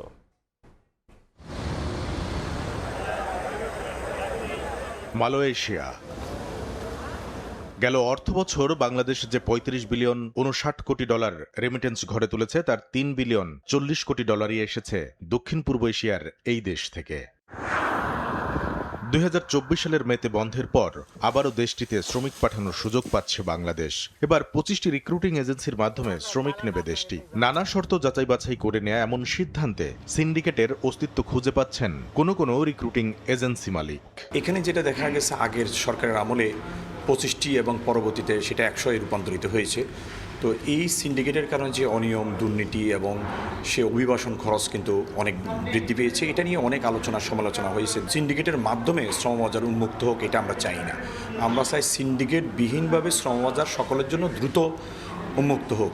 বাংলাদেশ থেকে নির্দিষ্ট এজেন্সির মাধ্যমে শ্রমিক নেওয়ার সিদ্ধান্তে যখন তুঙ্গে সিন্ডিকেট আলোচনা, তখন মালয়েশিয়ায় বিদেশি শ্রমিক নিয়োগে দেশটির সরকারের হয়ে সমস্ত কাজ করা IT platform foreign workers centralised management system FWCMS এর তথ্য, শুধু বাংলাদেশ নয় 25টি এজেন্সির মাধ্যমে কর্মী নেওয়া হচ্ছে নেপাল থেকে, আর কম্বোডিয়া থেকে 23টি, ভারত, পাকিস্তান, মিয়ানমার থেকে যায় 10টি এজেন্সির মাধ্যমে। স্টেক হোল্ডার যারা আছে তাদের মতবিরোধ থাকতে পারে। আমি মনে করি যে এটাকে নিয়ন্ত্রণ করার জন্য, মাইগ্রেশন কস্টকে নিয়ন্ত্রণ করার জন্য এই জায়গাতে একটা কন্ট্রোলিং থাকা উচিত। গভর্নমেন্টের যেই উইংসগুলো আছে তারা মনিটর করুক যে শ্রমিক যাতে স্বল্প খরচে যেতে পারে। বৈশ্বিক শ্রমবাজার নিয়ন্ত্রণের মাধ্যমে আস্থা অর্জন করতে না পারলে প্রবাসী আয়ে আগামীতে বড় মাসুল গুনতে হবে বলে যুক্তি অর্থনীতিবিদদের। প্রত্যেকটা দেশ থেকে কিন্তু একটা প্রসেসের মাধ্যম দিয়ে কিন্তু শ্রম রপ্তানি করা হয়, তাহলে বাংলাদেশ থেকেও কিন্তু প্রসেসের মাধ্যম দিয়ে শ্রম রপ্তানি করতে হবে। কারণ শ্রম রপ্তানিটা যদি আপনি উন্মুক্ত করে দেন তাহলে মার্কেট ডিস্টরশন হয়ে যাবে। ব্যাকগ্রাউন্ডকে যাচাই বাছাই করে কিন্তু আপনার এই কোম্পানিগুলো কিন্তু নমিনেট করা হয়। সুতরাং এগুলোর নামটা সিন্ডিকেটে না দিয়ে এটা আমরা সিলেক্টেড কোম্পানি বলতে পারি। খাত সংশ্লিষ্টরা বলছেন, এ দফায় মালয়েশিয়ায় শ্রমিক নেয়ার স্ট্যান্ডার্ড অপারেটিং প্রসিডিওর SOP শিগগিরই প্রকাশ করা হবে। তখন বোঝা যাবে কোন খাতের শ্রমিক হিসেবে দেশটিতে যেতে খরচ পড়বে কত। কামরুল হাসান সবুজ, সময় সংবাদ, ঢাকা। ভোরের সময় আরও থাকছে, সংকটময় পরিস্থিতির মধ্যে সক্ষমতার জানান দিচ্ছে রামপাল কয়লাভিত্তিক বিদ্যুৎ কেন্দ্র। গ্রিডে দৈনিক যুক্ত হচ্ছে 1200 মেগাওয়াট। চাহিদা অনুযায়ী ব্যবস্থাপনার আশ্বাস। প্রেম, সাম্য আর বিদ্রোহ, 3 সুরেই তার কণ্ঠ ছিল অনন্য। শোষিতের পক্ষে অন্যায়ের বিরুদ্ধে তার কলম ছিল অপ্রতিরোধ্য। জাতীয় কবি কাজী নজরুল ইসলামের ৫০তম মৃত্যুবার্ষিকীতে কবিকে স্মরণ করছে পুরো দেশ। কবির সৃষ্টি ও দর্শন নতুন প্রজন্মের মাঝে ছড়িয়ে দিতে নজরুল বর্ষ পালন করছে সরকার। বিস্তারিত জানাচ্ছেন ফাতিমাতুজ জোহরা। বল উন্নত মম শির, শির নেহারি আমারি নত শির ওই শিখর হিমাদ্রির। এই উচ্চারণে যে কবি পরাধীনতার শৃঙ্খল ভাঙার স্বপ্ন দেখেছিলেন তিনি কাজী নজরুল ইসলাম। দারিদ্র্য আর নানা প্রতিকূলতার মধ্যেও বেড়ে ওঠা নজরুল খুব অল্প বয়সেই যুক্ত হন সাহিত্য ও সংস্কৃতির সঙ্গে। ব্রিটিশ বিরোধী আন্দোলন, শোষণ, বঞ্চনা আর বৈষম্যের বিরুদ্ধে তার লেখনী হয়ে ওঠে প্রতিবাদের প্রতীক। সব দেশে সব কালে ঘরে ঘরে তিনি মানুষের জ্ঞাতি। ভারতে জন্ম নেয়া নজরুলের সঙ্গে বাংলাদেশের সম্পর্ক কেবল সাহিত্য আর সংস্কৃতির নয়, জড়িয়ে আছে রাষ্ট্রীয় ইতিহাসের সঙ্গেও। ১৯৭২ সালে কবিকে সপরিবারে বাংলাদেশে নিয়ে আসা হয়, দেওয়া হয় নাগরিকত্ব ও জাতীয় কবি মর্যাদা। এরপর রাষ্ট্র ও সমাজের নানা পর্যায়ে নজরুল চর্চা পেয়েছে নতুন মাত্রা। জিয়াউর রহমানও ছিলেন নজরুলের কবিতা ও ভাবাদর্শের অনুরাগী। বছর জুড়ে এবারই প্রথম জাতীয় কবি নজরুলকে নিয়ে হচ্ছে নানা আয়োজন। কবির ১২৭তম জন্মজয়ন্তী থেকে আগামী বছর ২৫ মে পর্যন্ত নজরুল বর্ষ হিসেবে পালন করছে সরকার। আমাদের বাংলাদেশের জন্যই কবি মনে হতো যে জন্মেছিলেন। তার কবিতার মধ্যে বাংলাদেশ কথাটাও এসেছিল অনেক আগেই তার কবিতায়, তার কথায়। অগ্নিবীণার ঝংকারে জাতীয় কবি শিখিয়েছিলেন অন্যায়ের সামনে মাথা নত না করার প্রত্যয়। প্রেম দ্রোহে তিনি শিখিয়েছিলেন মানব মুক্তির উচ্ছ্বাস। ধর্মের বিভাজন নয়, মানবতাকেই বড় করে দেখেছেন নজরুল। আবহমান কাল থেকে উনি ছিলেন, উনি আছেন এবং ভবিষ্যতেও এরকম বারবার যখনই আমাদের এরকম ক্রান্তিকাল আসবে, যখনই আমরা ক্রাইসিসে পড়ব, সেই সময়ে তারুণ্য বারবার তাকে খুঁজে নেবে। নজরুলকে কোনো একটি সময়, দল কিংবা রাজনৈতিক পরিচয়ের মধ্যে আটকে রাখা যায় না। তিনি লিখেছিলেন মানুষের জন্যে, অন্যায় ও প্রতিবাদের বিরুদ্ধে। তার সাম্যের বাণী বৈষম্যের বিরুদ্ধে, আর তার মানবতাবাদ আজও সমাজকে পথ দেখায়। অর্ধশতাব্দী পরও নজরুলকে স্মরণ শুধু তার মৃত্যুবার্ষিকীতে সীমাবদ্ধ নয়। অন্যায়, অত্যাচার ও নিপীড়নের বিরুদ্ধে নজরুলের ভাষা আজও সমান প্রাসঙ্গিক। তাই সময় পেরোলেও নজরুল আজও বাঙালির সাহস ও অসাম্প্রদায়িকতার চিরন্তন প্রতীক। ফাতেমাতুজ জোহরা, সময় সংবাদ, ঢাকা। একাই ১৬টি জুয়ার সাইট চালাতেন মানিকগঞ্জের ওয়াহিদুর রহমান। ফেসবুক ও হোয়াটসঅ্যাপে ফেক আইডি থেকে দিতেন চটকদার বিজ্ঞাপন। মোবাইল ব্যাংকিংয়ের মাধ্যমে বিক্রি করতেন নিজস্ব এই কারেন্সি। এভাবে ৪ বছরে গড়ে তুলেছেন অর্ধশত কোটি টাকার সম্পদ। রাজধানীর শাহজাহানপুর থেকে তাকে গ্রেপ্তারের পর এসব চাঞ্চল্যকর তথ্য জানিয়েছে র্যাব। লাকিবাজ, নায়ালুডুস, আগুন, বাজি, ভেলকি গেমস নামের অসংখ্য সাইটে দেদারসে চলছে অনলাইন জুয়া। এগুলোর বিরুদ্ধে আইন শৃঙ্খলা বাহিনী একের পর এক অভিযান চালালেও থামছে না কার্যক্রম। সাইবার পেট্রোলিং এর অংশ হিসেবে এমন 16টি জুয়ার সাইটের তথ্য পায় র্যাব ৩। গ্রাহক সেজে ঢোকা হয় এসব অবৈধ সাইটে। সামনে আসে একাধিক নম্বর, যার সূত্র ধরে শনাক্ত করা হয় একজন অ্যাডমিনকে। শাহজাহানপুরের আউটার সার্কুলার রোডে অভিযান চালিয়ে গ্রেফতার করা হয় অভিযুক্ত ওহিদুর রহমানকে। জব্দ করা হয় 2টি স্মার্টফোন। এগুলো পর্যালোচনা করে দেখা যায় 12টি জুয়ার সাইটের অ্যাডমিন ওহিদুর, আরও 4টির সুপার এজেন্ট। তার মোবাইল অ্যানালাইসিস করে আমরা সবগুলা সাইটেরই সত্যতা পেয়েছি। সে 16টি অনলাইন গেমের সাথে, এই জুয়ার সাথে জড়িত। বিপিএল, আইপিএল ছাড়াও যে ইন্ডিয়ান কিছু লাইক গুজরাটে কিছু খেলা হচ্ছে, এগুলা নিয়েও সে গেম করে থাকে। বাংলাদেশ, ইন্ডিয়া, দুবাই সহ বেশ কয়েকটা দেশের নাম আমাদের কাছে এসেছে অলরেডি। ওহিদুরের কাছ থেকে মেলে ফেক হোয়াটসঅ্যাপ নম্বর ও ফেসবুক আইডি। এগুলো দিয়ে জুয়ার বিজ্ঞাপন দিতেন তিনি। এরপর মোবাইল ব্যাংকিং এর মাধ্যমে বিক্রি করতেন নিজস্ব কারেন্সি। তাদের একটা নিজস্ব কারেন্সি রয়েছে যেটা অনলাইন গেমে ইউজ করে থাকে, যার নাম হচ্ছে PBU। পরবর্তীতে এটা সে বাংলাদেশি টাকায় কনভার্ট করে দেন বিকাশ এবং নগদ অ্যাপ ব্যবহার করে থাকে। আমরা যখন তাকে আটক করেছি, তার জাস্ট কিছুক্ষণ আগেই সে 4 লক্ষাধিক টাকা নিয়ে আসে, যেটা সারাদিন ধরে সে তার অন্যান্য পার্টিদেরকে উৎসাহ দেওয়ার জন্য অফলাইন গেম খেলে। র্যাব বলছে 4 বছরে অর্ধশত কোটি টাকা হাতিয়েছে ওহিদুর। এসব টাকায় ঢাকা, সাভার, গাজীপুর ও মানিকগঞ্জে গড়ে তুলেছেন বিপুল সম্পদ। বিভিন্ন জায়গায় সাভার, জিরাবু, তার গ্রামের বাড়ির এলাকা মানিকগঞ্জের সাটুরিয়া, সিংগাইর এলাকায় অডেল সম্পত্তি রয়েছে। মাসুদুর রহমান, সময় সংবাদ, ঢাকা। ভালো বেতন আর উন্নত জীবনের আশায় রাশিয়ায় পাড়ি জমিয়েছিলেন ঝিনাইদহের কালীগঞ্জের রাজন। ভাগ্যের নির্মম পরিহাস, চাকরির বদলে তাকে পাঠানো হয় ইউক্রেনের ভয়াবহ যুদ্ধক্ষেত্রে। ড্রোন হামলার মধ্যে পড়ে কোনো মতে প্রাণে বেঁচে দেশে ফিরেছেন তিনি। লোটাস রহমান সোহাগের রিপোর্ট, ছবি তুলেছেন রামিম খান। দুটি পায়ের একটি অচল, কোনো মতো ক্রাঁচে ভর দিয়ে করতে পারছেন হাঁটাচলা। সুঠামদেহের অধিকারী রাজন হয়ে গেছেন কঙ্কালসার। দেশে ফিরেছেন ঠিকই, কিন্তু ইউক্রেনের সেই বিভীষিকাময় দিনগুলোর স্মৃতি যেন বারবার তাড়া করে ফিরছে রাজনকে। চোখ বন্ধ করলেই মনে পড়ছে বিস্ফোরণের শব্দ, ড্রোন হামলার মৃত্যুর আতঙ্ক। ঝিনাইদহের কালীগঞ্জ উপজেলার গয়েশপুর গ্রামের যুবক রাজন দালালের খপ্পরে পড়েই গত মে মাসে রাশিয়ায় পাড়ি জমান তিনি। নির্মাণ শ্রমিকের কাজ দেওয়ার কথা থাকলেও জোরপূর্বক ট্রেনিং করিয়ে রাশিয়ার পক্ষে পাঠানো হয় ইউক্রেনের যুদ্ধক্ষেত্রে। ৩০ জনের মধ্যে প্রথম কয়েকদিনে প্রাণ হারায় ২০ যুবক। যুদ্ধে গিয়ে ড্রোন হামলায় আহত হয় রাজন। ৪ দিন ৪ রাত বুকে ভর দিয়ে কোনো মতো ক্যাম্পে ফিরে সেখান থেকে ইউক্রেন ও পরে রাশিয়ার একটি হাসপাতালে চিকিৎসা হয় তার। পরে পালিয়ে বাংলাদেশ দূতাবাসে যোগাযোগ করলে দেশে ফেরার ব্যবস্থা করেন তারা। হসপিটাল থেকে আমাকে একটা ডাক্তার মহিলা সাহায্য করে, এমনকি আর রাষ্ট্রদূত স্যার, ওনারা দুইজন করে কথাবার্তা বলে আমাকে একটা ট্যাক্সির মাধ্যমে করে ওইখান থেকে পালাতে সাহায্য করে। এমনকি আমি গত মঙ্গলবারে এসে পৌঁছাই, দূতাবাসে পৌঁছাই। তারা আমাকে ট্রাভেল পাস করে বাংলাদেশে পাঠাই দেয়। আমাদের কাছ থেকে 8,25,000 টাকা আমার কাছে নিয়েছে অভাবে সংসার ভিতরতে। তা আমি এনজিওতে মানুষের লাভের পথে টাকাটা নিয়ে তার হাতে আমি দিচ্ছি। চেষ্টা করবো, খাওয়াবো। আমি তো সে পথ আমার কিছুই না, আমি কি দিয়ে কি করবো বলেন আপনার জনি বা লেন্টু বা অথবা সোহেলের আমরা এটার বিশ্বাস চাই। সহায় সম্বল বিক্রি করে ছেলেকে পাঠিয়ে এখন নিঃস্ব পরিবারটি। নেই চিকিৎসা করানোর মতো টাকা। দালালের শাস্তি আর তার চিকিৎসায় সরকারের সহযোগিতা চাই পরিবার ও এলাকাবাসী। যারা বিদেশ যাবে তারা যেন সর্ববিষয়ে খোঁজ খবর নিয়ে বিদেশ যায়। আশা করি যে এই পরিবারের দিকে তাকিয়ে পরিবার ওই সন্তানকে কিভাবে সুন্দর করা যায়, এই দালাল চক্রের বিচার করা হোক, যাতে আর কোনো যুব সমাজের আর কোনো যুবক সন্তান এই বিদেশে দালালের খপ্পরে পড়ে গিয়ে সর্বশান্ত না হয়। আহত রাজনকে সহযোগিতা করার আশ্বাস উপজেলা প্রশাসনের। উপজেলা প্রশাসনের পক্ষ থেকে যে সহযোগিতা ওনাকে করা যায়, আমি সেটার ব্যাপারে ওনাকে খোঁজখবর নিব এবং সেই সহযোগিতার হাত আমাদের উপজেলা প্রশাসন থেকে আমি অবশ্যই প্রসারিত করব। রাশিয়ার বাংলাদেশ দূতাবাসের সহযোগিতায় গত 23 আগস্ট ট্রাভেল পাসের মধ্য দিয়ে দেশে ফেরেন কালীগঞ্জ উপজেলার গয়েশপুর গ্রামের বাসিন্দা রাজন।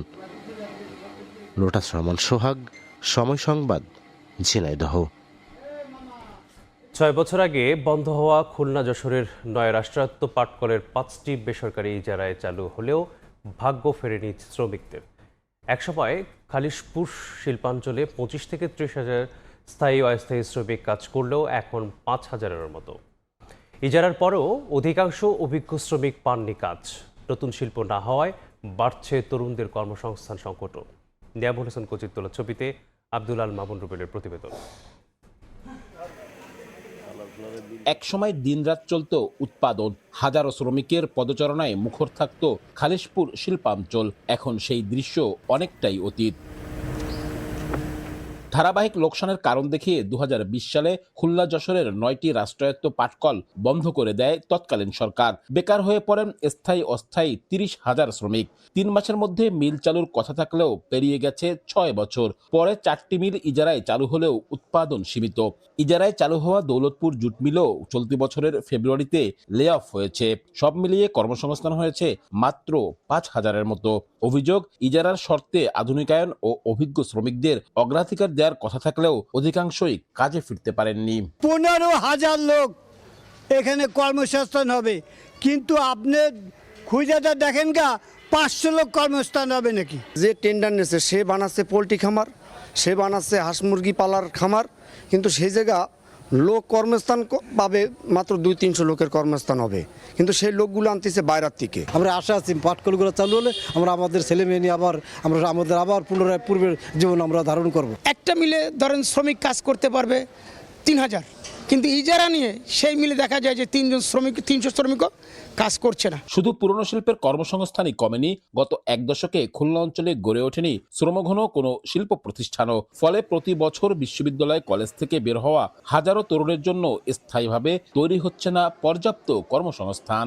মনে করেন এক জায়গায় 10 জন চাকরি মানে অ্যাপ্লাই নিবে, আমাদের 1000 প্লাস আছে, অ্যাপ্লাই হয়ে যাচ্ছে। আমরা অনেক চাকরি বাকরি খুঁজেও পাচ্ছি না। অনেক সময় হচ্ছে গিয়ে আমাদের অন্য কাজকাম ইজি বাইক চালাইতে হচ্ছে। দক্ষিণাঞ্চলের অর্থনীতি সচল করতে হলে পুরনো মিল সচল করার পাশাপাশি নতুন বিনিয়োগ সৃষ্টি করতে হবে। জ্বালানি ও গ্যাস সংকট সহ বিনিয়োগের প্রতিবন্ধকতা দূর করে পুরনো শিল্প আধুনিকায়নের পাশাপাশি নতুন শিল্প গড়ে তোলার তাগিদ অর্থনীতিবিদদের। গ্যাসের সরবরাহটা নিশ্চিত করতে হবে এবং পাশাপাশি এই সরকারের যে ব্যবসা পরিচালনা করার জন্য অন্য যে সুযোগ সুবিধা এর মধ্যে খুলনাতে থাকাটা বাঞ্ছনীয়। ইজারায় চালু হওয়া মিলগুলোর মধ্যে রয়েছে JJI jute mill, Eastern jute mill, carpeting jute mill ও দৌলতপুর জুট মিল। পাটকলের সাইরেন থেমেছে, কমেছে শ্রমিকের সংখ্যা, তবে থামেনি নতুন কর্মসংস্থানের অপেক্ষা। শিল্পনগরী খুলনার পরিচয় ধরে রাখতে বন্ধ শিল্পের জায়গায় শুধু গেট খুললেই হবে না, খুলতে হবে নতুন কর্মসংস্থানের দরজাও। আব্দুল্লাহ আল মামুন রুবেল, সময় সংবাদ, খুলনা। দেশের বিদ্যুৎ উৎপাদনে নানা সংকটের মধ্যেও সক্ষমতার জানান দিচ্ছে 1320 মেগাওয়াট ক্ষমতা সম্পন্ন বাগেরহাটের রামপাল মৈত্রী তাপবিদ্যুৎ কেন্দ্র। কয়লা সংকট ও নানা প্রতিবন্ধকতায় বিভিন্ন সময়ে উৎপাদন ব্যাহত হলেও চালু থাকা ইউনিট থেকে জাতীয় গ্রিডে প্রতিদিন যুক্ত হচ্ছে প্রায় 1200 মেগাওয়াট বিদ্যুৎ। সংশ্লিষ্টরা বলছেন, এই কেন্দ্রের উৎপাদন সক্ষমতা ধরে রাখা গেলে জাতীয় গ্রিডের উপর চাপ কমানোর পাশাপাশি বাড়তি চাহিদা মোকাবিলাতেও সহায়তা করবে রামপাল। আলী আকবর টুটুলের তথ্য ও আমিনুল ইসলামের ছবিতে রিপোর্ট। দেশের বিদ্যুৎ উৎপাদনে জ্বালানি সংকট, কম উৎপাদন আর লোডশেডিং সব মিলিয়ে চাপে জাতীয় গ্রিড। এমন পরিস্থিতিতে তুলনামূলক স্থিতিশীল উৎপাদন ধরে রেখেছে বাগেরহাটের রামপাল তাপবিদ্যুৎ কেন্দ্র। 1320 মেগাওয়াট সক্ষমতার এই কেন্দ্র থেকে প্রতিদিন জাতীয় গ্রিডে যোগ হচ্ছে প্রায় 1200 মেগাওয়াট বিদ্যুৎ, যা নিরবিচ্ছিন্নভাবে উৎপাদন ও সরবরাহ হচ্ছে। আমরা পরিবেশের কোনো প্রকার বিরূপ প্রতিক্রিয়া আসে না, আর আমরা এই মুহূর্তে গ্রিডের ডিমান্ড অনুযায়ী জেনারেশনে আছি এবং আমাদের প্ল্যান্ট এখন আমরা স্মুথলি রানিং করতেছি। দেশের প্রকৌশলীরাই তাপবিদ্যুৎ কেন্দ্রের উৎপাদনের সক্ষমতা রাখছে বলে জানান বিদ্যুৎ কেন্দ্রের এই কর্মকর্তা। বর্তমানে আমাদের বাংলাদেশি প্রকৌশলীদের দ্বারাই পরিচালিত হচ্ছে।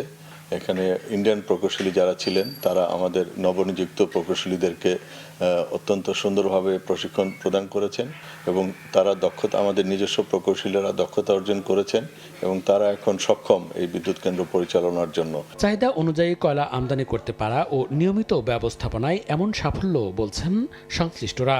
আগামী নভেম্বর পর্যন্ত কয়লার মজুদ রয়েছে বলেও জানান তাপবিদ্যুৎ কেন্দ্রের ব্যবস্থাপনা পরিচালক। যেটা সমস্যা একটু আসলে এটাই শেষ হয়ে গেছে, আমার জেনারেশন এরকম থাকবে।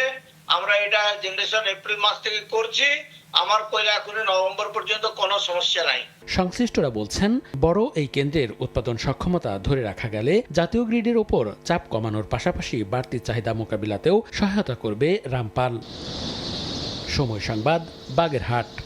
খুলনার ঐতিহ্যবাহী দুটি বিদ্যালয় পাইওনিয়ার মাধ্যমিক বালিকা ও সরকারি ল্যাবরেটরি হাই স্কুলের শিক্ষা কার্যক্রম চলছে ঝুঁকি নিয়ে।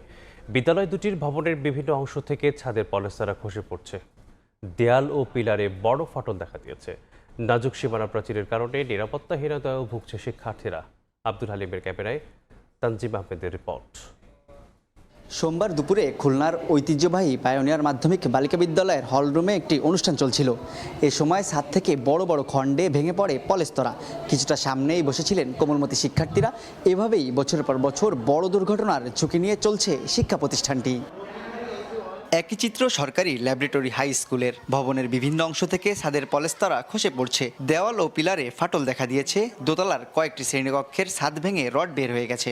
ছাদ চুইয়ে প্রতিনিয়ত পানি পড়ে। ভোগান্তির পাশাপাশি জীবনের ঝুঁকিতে শিক্ষার্থীরা। এখানে অনেক দেয়াল ফেটে গেছে, আমরা আতঙ্কে থাকি যে কখন কি ভেঙে না আমাদের গায়ে পড়ে, কখন যে মাথার উপর ভেঙে পড়ে। এই নিয়ে ঝুঁকি নিয়ে থাকতে হয় সবসময়। আমাদের জন্য আরেকটা নতুন বিল্ডিং করা হোক, যাতে আমরা ওখানে আমরা নিরিবিলি থাকতে পারি, সতর্কতার স্বরূপ থাকতে পারি। ক্লাস করতেছি, এর মধ্যে হঠাৎ করে আপনার ভাঙা যে কোনো একটা টুকরা পড়ার টেবিলে পড়ে বা মাথায় পড়ে। বিল্ডিংয়ের বিভিন্ন অংশে প্লাস্টার খসে খসে পড়তেছে, পানি চুয়ে পড়তেছে, রড বেরিয়ে গেছে। বিল্ডিংয়ের অবস্থা তো খুবই খারাপ, ধসে পড়ছে। আমাদের যাতে ভালো হয়, মানে আমাদের বিল্ডিংটা, সেটা আমরা সবাই চাই। এসব সমস্যার কথা স্বীকার করে বিভিন্ন দফতরে আবেদনের কথা জানিয়েছে বিদ্যালয় কর্তৃপক্ষ। ঝুঁকির মধ্য দিয়েই আসলে আমরা বিদ্যালয়ের কার্যক্রম করছি। আমি চাই অতি সত্বর যেন এই বিষয়ে ঊর্ধ্বতন যারা আছেন কর্তৃপক্ষ তাদের সুদৃষ্টি কামনা করছি এবং বিষয়টি যেন দ্রুত সমাধান হয়। আর শিক্ষা প্রকৌশলী দপ্তর বলছে সংকট নিরসনের লক্ষ্যে পায়োনিয়ার বালিকা বিদ্যালয়ের 6তলা ভবনের ভিতসহ 1তলা নির্মাণ ও ল্যাবরেটরি স্কুলের 6তলা ভবন নির্মাণের প্রকল্প হাতে নেওয়া হয়েছে। পায়োনিয়ার স্কুলে আমাদের সয়েল টেস্ট হয়ে গেছে, ওখানে 6তলা ভিতের 1তলা ভবন এই মুহূর্তে আমরা খুব তাড়াতাড়ি পেয়ে যাব মনে করতেছি। পাইলে আমরা ওখানে দৃশ্যমান কাজ করতে পারবো। নগরীর সাউথ সেন্ট্রাল রোডে অবস্থিত পায়োনিয়ার বিদ্যালয়ের শিক্ষার্থী রয়েছে 4 শতাধিক। আর তেলিগাতি কুয়েট রোডে অবস্থিত সরকারি ল্যাবরেটরি বিদ্যালয়টিতে শিক্ষার্থীর সংখ্যা প্রায় 1200। তানজিম আহমেদ, সময় সংবাদ, খুলনা। তীব্র শ্রেণীকক্ষ সংকটে ব্যাহত পাঠদান। প্রকল্পের মেয়াদ শেষ হলেও সাতক্ষীরা সদরের বাজুয়ারডাঙ্গা সরকারি প্রাথমিক বিদ্যালয়ের নতুন ভবন নির্মাণ কাজ এখনও শেষ হয়নি। শিক্ষকরা বলছেন 2টি ক্লাসরুমে সব শ্রেণীর ক্লাস নিতে হিমশিম অবস্থা তাদের। যদিও এলজিইডি বলছে শিগগিরই কাজ শেষ করে ভবন হস্তান্তর করা হবে। মমতাজ আহমেদ বাপের পাঠানো তথ্য ও সাগর হোসেনের ছবি নিয়ে রিপোর্ট। জরাজীর্ণ ভবন, তার মধ্যে ছোট শ্রেণীকক্ষে গাদাগাদি করে ক্লাস করছে শিশুরা। সাতক্ষীরা সদরের বাজুয়ারডাঙ্গা সরকারি প্রাথমিক বিদ্যালয়ে নতুন ভবনের কাজ শুরু হয় 2022 সালে। চলতি বছরের 30 জুন প্রকল্পের মেয়াদ শেষ হলেও এখনও কাজ বাকি। এদিকে পুরনো ভবনের তীব্র শ্রেণীকক্ষ সংকটে ব্যাহত হচ্ছে পাঠদান। শিক্ষকরা বলছেন 2টি ক্লাসরুমে সব শ্রেণীর ক্লাস নিতে হিমশিম অবস্থার সৃষ্টি হয়। শীঘ্রই কাজ শেষ করে নতুন ভবন চালুর দাবি শিক্ষক শিক্ষার্থীর। আমরা এক বেঞ্চিতে 5-6 জনকে বসি, ওতে 3 জন করে বসতে হয়। আমাদের এক ক্লাসে বসতে অনেক কষ্ট হয়। আমরা এক বেঞ্চে 3 জনের জায়গায় 4 জন বসি। বিল্ডিংটা হইলে আমাদের এদের সহজে পড়ালেখা করতে পারবে, বসতে পারবে। কমপক্ষে আমাদের 6টা রুম আর একটা অফিস, 7টা রুমের দরকার। তাহলে আমাদের এক্সিস্টিং আছে 2টো রুম, আমরা আরো 5টা রুমের জন্য আবেদন করেছিলাম। সেই প্রেক্ষিতে কাজ শুরু হয়েছিল 2000, মানে আমাদের আবেদনটা গৃহীত হয়েছিল 22 সালে মেয়াদের মধ্যে, কিন্তু কাজটা শেষ হয়নি এবং 2026 সাল কিন্তু আমার চলছে, এখন জুলাই, এখন কাজ চলছে, কিন্তু কাজ শেষ হওয়ার কোনো আমরা কাজ শেষ বলতে পারছি না। প্রাথমিক শিক্ষা বিভাগ বলছে এই প্রকল্পে জেলার মোট 11টি বিদ্যালয়ে ভবন নির্মাণ এখনো শেষ হয়নি। যদিও এলজিইডি বলছে শীঘ্রই কাজ শেষ করে ভবন হস্তান্তর করা হবে। এলজিইডি এবং ডিপিএস কে অনুরোধ করেছি যাতে এই স্কুলগুলোর ভবন এবং অবকাঠামোর কাজ দ্রুত শেষ হয়। তা না হলে আমাদের শিশুদের যে স্বাভাবিক যে পড়ালেখার কার্যক্রম, বিদ্যালয়ের খেলাধুলার পরিবেশ, ওয়াশব্লক, এইসব বিষয়গুলো যদি নিশ্চিত করা না হয় তাহলে আমাদের সাতক্ষীরা জেলায় মানসম্মত প্রাথমিক শিক্ষা নিশ্চিতকরণ যে সরকারের যে একটি পরিকল্পনা সেটি ব্যাহত হবে। শিক্ষার্থীরা যে একটু কষ্ট পাচ্ছে বিষয়টা সম্পর্কে আমি শিক্ষা অফিসার এবং ইউনো মহোদয়ের সাথে আমাদের কথা হয়েছে, সেটা সম্পর্কে আমরা অবগত আছি। আমরা চেষ্টা করছি যে আগামী মাস থেকে যাতে শিক্ষার্থীরা সেখান থেকে ক্লাস করতে পারে, আমরা সেই ব্যবস্থায় গ্রহণ করব। বাজুয়ারডাঙ্গা সরকারি প্রাথমিক বিদ্যালয়ে নতুন ভবন নির্মাণে ব্যয় ধরা হয়েছে 1,40,85,000 টাকা। সময় সংবাদ, সাতক্ষীরা। প্রকৃতির সঙ্গে লড়াই করে টিকে থাকা বাগেরহাটের ভৈরব নদী তীরবর্তী মানুষের জন্য টেকসই কোনো সমাধান মিলছে না। উপকূলীয় জেলার নদীবেষ্টিত এলাকাগুলোর 2 প্রান্তের বাসিন্দারা প্রতি বছরই মারাত্মক দুর্ভোগের শিকার হয়। জোয়ার ভাটার অস্বাভাবিক পানি বৃদ্ধিতে চরম মানবিক ও অর্থনৈতিক ঝুঁকিতে তারা। পানি উন্নয়ন বোর্ড বলছে ভাঙন কবলিত এলাকা পরিদর্শন করে নেওয়া হচ্ছে প্রয়োজনীয় ব্যবস্থা। আলী আকবর টুটুলের তথ্য ও আমিনুল ইসলামের ছবিতে রিপোর্ট।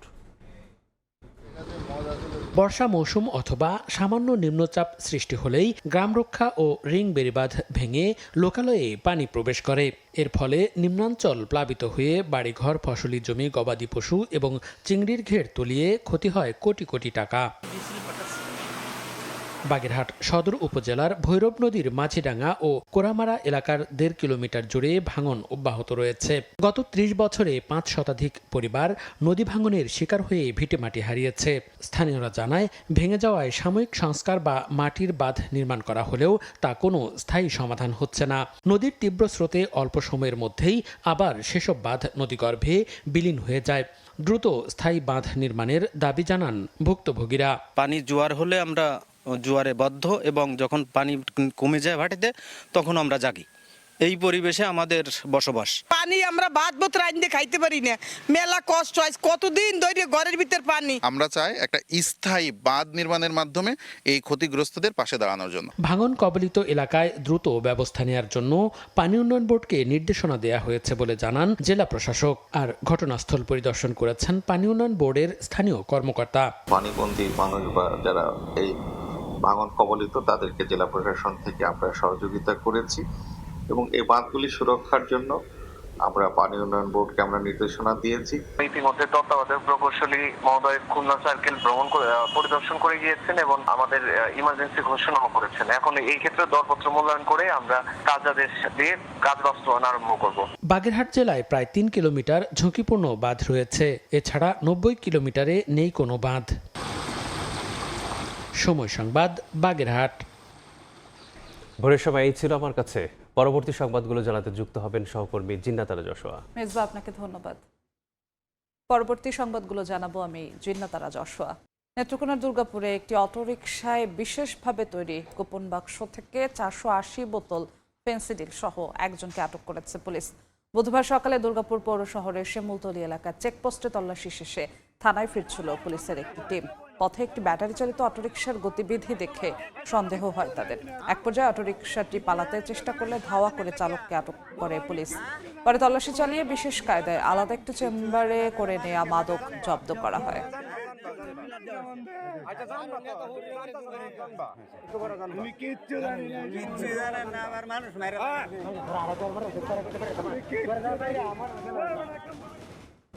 জাতীয় কবি কাজী নজরুল ইসলামের সমাধিতে শ্রদ্ধা নিবেদন শেষে কথা বলছেন বিএনপির ভারপ্রাপ্ত মহাসচিব রুহুল কবির রিজভী। সরাসরি যাচ্ছি সেখানে। তার 50তম মৃত্যুবার্ষিকী আজ। তিনি দ্রোহের কবি হিসাবে পরিচিত, প্রেমের কবি হিসাবে পরিচিত। সাহিত্যের এমন কোনো শাখা নেই যেখানে কাজী নজরুল ইসলাম বিচরণ করেননি।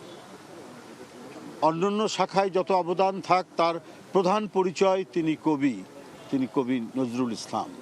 সামাজিক অন্যায়, অবিচার, অন্যায্যতার বিরুদ্ধে তার শানিত লেখনও ছিল কষায়ের মতো।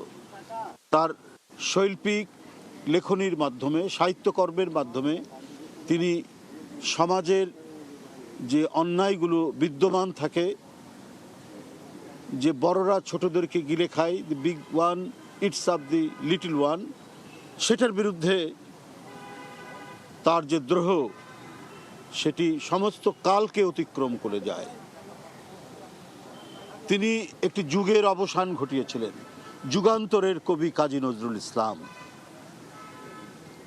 শুধু সামাজিক অন্যায় অবিচার নয়, রাষ্ট্রযন্ত্রে বসে থাকা ঔপনিবেশিক শক্তির চোখ রাঙানিকে উপেক্ষা করে তিনি এই উপমহাদেশের স্বাধীনতার প্রথম সুর ধ্বনিত হয়েছিল, নতুন বাণী, বিপ্লবের বাণী প্রচার করেছিলেন কাজী নজরুল ইসলাম। তিনি একাধারে বড় কবি বাংলা ভাষার, বাংলা সাহিত্যের, অন্যদিকে ঔপন্যাসিক, ছোট গল্পকার এবং 4000-এর মতো গান লিখেছিলেন এবং তার অধিকাংশ গানে নিজেই সুর দিয়েছেন। এত বড় এক প্রতিভা এই বাংলাভাষী মানুষের মধ্যে খুব কমই জন্মেছে। আমরা যখন আজও জুলুমের মধ্যে পড়ি, নিপীড়নের মধ্যে পড়ি, অত্যাচারের মধ্যে পড়ি, যখন দেখি চারিদিকে হতাশা ছেয়ে গেছে, ফ্যাসিবাদ ব্যাপৃত হয়েছে আমাদের দেশের আকাশে, তখন আমাদেরকে প্রতিবাদ করতে শিখিয়েছে কাজী নজরুল ইসলাম। এবং তার কবিতা, তার গান আমাদেরকে অনুপ্রাণিত করেছে। যত বড়ই শৃঙ্খল হোক, যত বড়ই চেইন হোক, যত বড়ই নিপীড়নের খড়গ হোক, সেই খড়গকে সমূলে উৎপাটিত করে সেটিকে ভেঙে রাস্তায় নামতে এবং অন্যায়কে দূরীভূত করে ন্যায় প্রতিষ্ঠিত করতে কাজী নজরুল ইসলামই হচ্ছে আমাদের প্রধান অনুপ্রেরণার উৎস, চালিকা শক্তি। ঢাকা বিশ্ববিদ্যালয় এলাকায় কথা বলছেন বিএনপির ভারপ্রাপ্ত মহাসচিব রুহুল কবির রিজভী। আমরা সরাসরি যুক্ত ছিলাম সেখানে। ময়মনসিংহে কাস্টমসের নিরাপত্তা কর্মী হত্যার 1 মাস পর 2 আসামিকে গ্রেফতার করা হয়েছে। পুলিশ জানায় সিলেটের শ্রীমঙ্গল থেকে রাজু ও জিতু নামে 2 জনকে গ্রেফতার করা হয়। গ্রেফতারকৃতদের তথ্যের ভিত্তিতে বুধবার দুপুরে সোয়াতপুর ও বাবুগঞ্জ এলাকা থেকে 2টি চাকু, চাপাতি, লোহার রড উদ্ধার করে তারা। অর্থ সংক্রান্ত লেনদেনকে কেন্দ্র করেই এই হত্যাকাণ্ড ঘটাতে পারে বলে ধারণা পুলিশের। এর আগে নিখোঁজের 10 দিন পর গত 2 আগস্ট বাড়ির পাশের একটি পরিত্যক্ত পুকুর থেকে 4টি ব্যাগে রাকিবের 15 খণ্ড মরদেহ উদ্ধার করা হয়।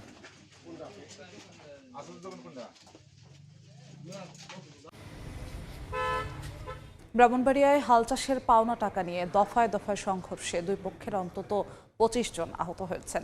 পুলিশ জানায় হাল চাষের পাওনা টাকা নিয়ে আয়ুব খান ও জামাল মিয়ার মধ্যে তর্ক বিতর্ক হয়। এই ঘটনার জের বুধবার দুপুরের দিকে উভয় পক্ষের লোকজন দেশীয় অস্ত্রশস্ত্র নিয়ে সংঘর্ষে চলে। এতে উভয় পক্ষের অন্তত 25 জন আহত হয়। টানা 3 ঘন্টা দফায় দফায় চলে সংঘর্ষ। খবর পেয়ে পুলিশ ঘটনাস্থলে এসে পরিস্থিতি নিয়ন্ত্রণে আনে। সংঘর্ষ এড়াতে এলাকায় অতিরিক্ত পুলিশ মোতায়েন রয়েছে বলে জানিয়েছে প্রশাসন।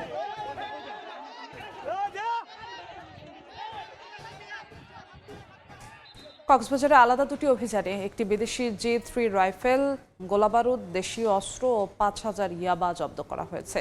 কোস্টগার্ড জানায় বুধবার ভোরে গোপন সংবাদের ভিত্তিতে টেকনাফের দমদমিয়া ব্রিজ সংলগ্ন পাহাড়ে যৌথ অভিযান চালায় কোস্টগার্ড ও পুলিশ।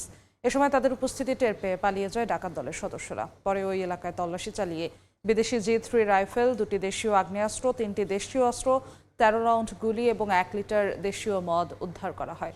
এদিকে মঙ্গলবার রাতে সাবরাং এলাকায় সন্দেহজনক একটি বসত বাড়িতে অভিযান চালিয়ে 5000 ইয়াবা জব্দ করা হয়। এ সময় কোস্টগার্ডের উপস্থিতি টের পেয়ে পালিয়ে যায় মাদক কারবারিরা।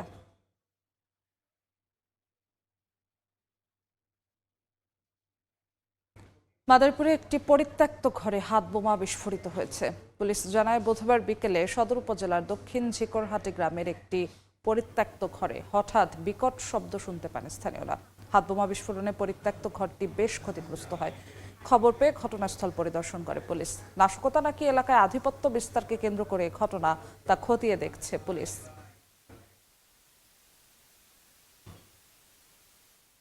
দেড় বছর ধরে জলাবদ্ধ কুষ্টিয়ার কুমারখালীর প্রায় 3500 হেক্টর ফসলি জমি। পানি নিষ্কাশনের পথ না থাকায় অনেক জমি পরিত্যক্ত হয়ে গেছে। কৃষকেরা বলছেন জলজটের কারণে তারা আর্থিকভাবে ক্ষতিগ্রস্ত হচ্ছেন। ঊর্ধ্বতন কর্তৃপক্ষের সঙ্গে আলোচনা করে ব্যবস্থা নেওয়ার আশ্বাস উপজেলা নির্বাহী কর্মকর্তার। বাবুল হোসেনের ছবিতে SM রাশেদের রিপোর্ট। বিস্তীর্ণ ফসলি জমিতে জলাবদ্ধতা, বেশিরভাগ এলাকায় পূর্ণ হয়ে গেছে আগাছা ও কচুরিপানায়। কুষ্টিয়া কুমারখালী উপজেলার নন্দলালপুর, শিলাইদহ ও সদকি ইউনিয়নের মধ্যবর্তী ফসলি মাঠ গত 1.5 বছর ধরে জলাবদ্ধ। পানি নিষ্কাশনের পথ না থাকায় অনেক জমি পরিত্যক্ত হয়ে গেছে। কোথাও আবার 3 ফসলি জমি পরিণত হয়েছে 1 ফসলিতে।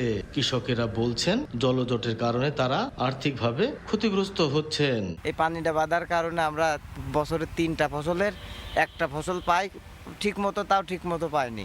আমাদের এই মাঠের পানিটা নিষ্কাশনের সুব্যবস্থা করে আমরা যাতে ভালোভাবে চাষ করতে পারে। সরকারের কাছে এটা আমাদের আকুল আবেদন যে সরকার যেন এটা গুরুত্ব সহ এই পানি বাই করার লাইনটা দেখে। ঊর্ধ্বতন কর্তৃপক্ষের সঙ্গে আলোচনা করে ব্যবস্থা নেওয়ার আশ্বাস উপজেলা নির্বাহী কর্মকর্তার। আমরা এটা সরেজমিনে তদন্ত করব, দেখে সেই অনুযায়ী আমরা পরবর্তীতে আমাদের ঊর্ধ্বতন কর্তৃপক্ষের সাথে কথা বলে যেটা ব্যবস্থা নেওয়ার আমরা অবশ্যই ব্যবস্থা নেব।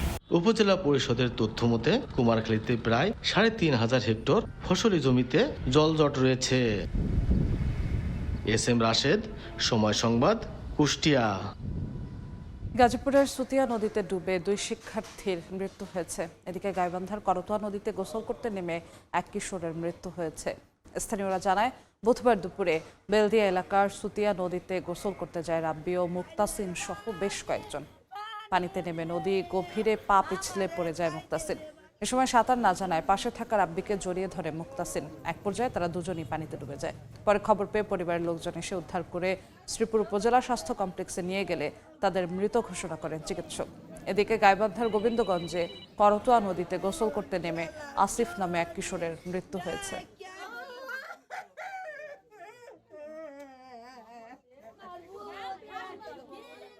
ভোরের সময় আরো থাকছে। বিশ্বজুড়ে ভিসা আবেদনকারীদের অ্যাপয়েন্টমেন্ট স্থগিত করল যুক্তরাষ্ট্র। কনস্যুলার কর্মকর্তাদের প্রশিক্ষণ দিতে এই উদ্যোগ। জানা যায়নি কতদিন চলবে কার্যক্রম। বিরূপ আবহাওয়ায় চুয়াডাঙ্গায় সবজি উৎপাদন কমেছে, এতে বাজারে কমেছে সরবরাহ। বিস্তারিত জানাতে বড়বাজার থেকে যুক্ত হচ্ছেন সহকর্মী মাহফুজ মামুন। সরাসরি চলে যাচ্ছি তার কাছে। মামুন,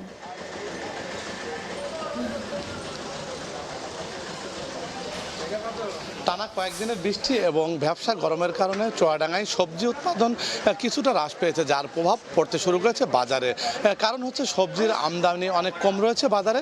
আমি সকাল থেকে এই চুয়াডাঙ্গা বড় বাজার ঘুরে দেখছি বিভিন্ন আড়তদারদের কাছে হচ্ছে কৃষকরা তাদের উৎপাদিত সবজি হচ্ছে আনছেন তুলনামূলক আগের চাইতে কম। কারণ হচ্ছে বৃষ্টি এবং বর্তমান ব্যবসা গরমের কারণে এই প্রভাবটা দেখা দিয়েছে। চুয়াডাঙ্গাতে হচ্ছে সকাল থেকেই কৃষকরা হচ্ছে তাদের উৎপাদিত বিভিন্ন ধরনের তরতাজা সবজি নিয়ে আসেন। আমি দেখছি যে এই মুহূর্তে হচ্ছে লাউ, পুঁই শাক, লাল শাক, ওল, চিচিঙ্গা, আমড়া, কাঁচকলা, ঝিঙে, তারপরে হচ্ছে সবুজ শাক, কচুর লতি, টমেটো সহ বিভিন্ন ধরনের সবজি কৃষকরা নিয়ে আসছেন হচ্ছে বাজারে।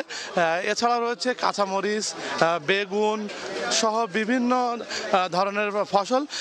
আমি চুয়াডাঙ্গা কৃষি বিভাগের সাথে কথা বলেছি, তারা জানিয়েছেন যে গ্রীষ্মকালীন এবং আগাম শীতকালীন সবজি বাজারে রয়েছে।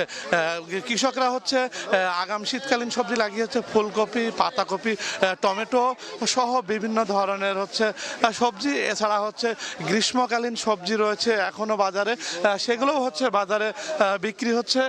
সবচেয়ে হচ্ছে একটি বিষয় হচ্ছে শীতকালীন সবজির ভেতরে সিমের দাম হচ্ছে বাড়তি দামে সিম বিক্রি হচ্ছে 120 থেকে 130 টাকা কেজি দরে বিক্রি হচ্ছে। টমেটো বিক্রি হচ্ছে 70 থেকে 90 টাকা কেজি দরে। এছাড়া ফুলকপি, পাতাকপিও বিক্রি হচ্ছে 40 থেকে 60 টাকা কেজি দরে। ক্রেতারা হচ্ছে নতুন সবজি কিনছেন আগাম শীতকালীন সবজি হিসেবে।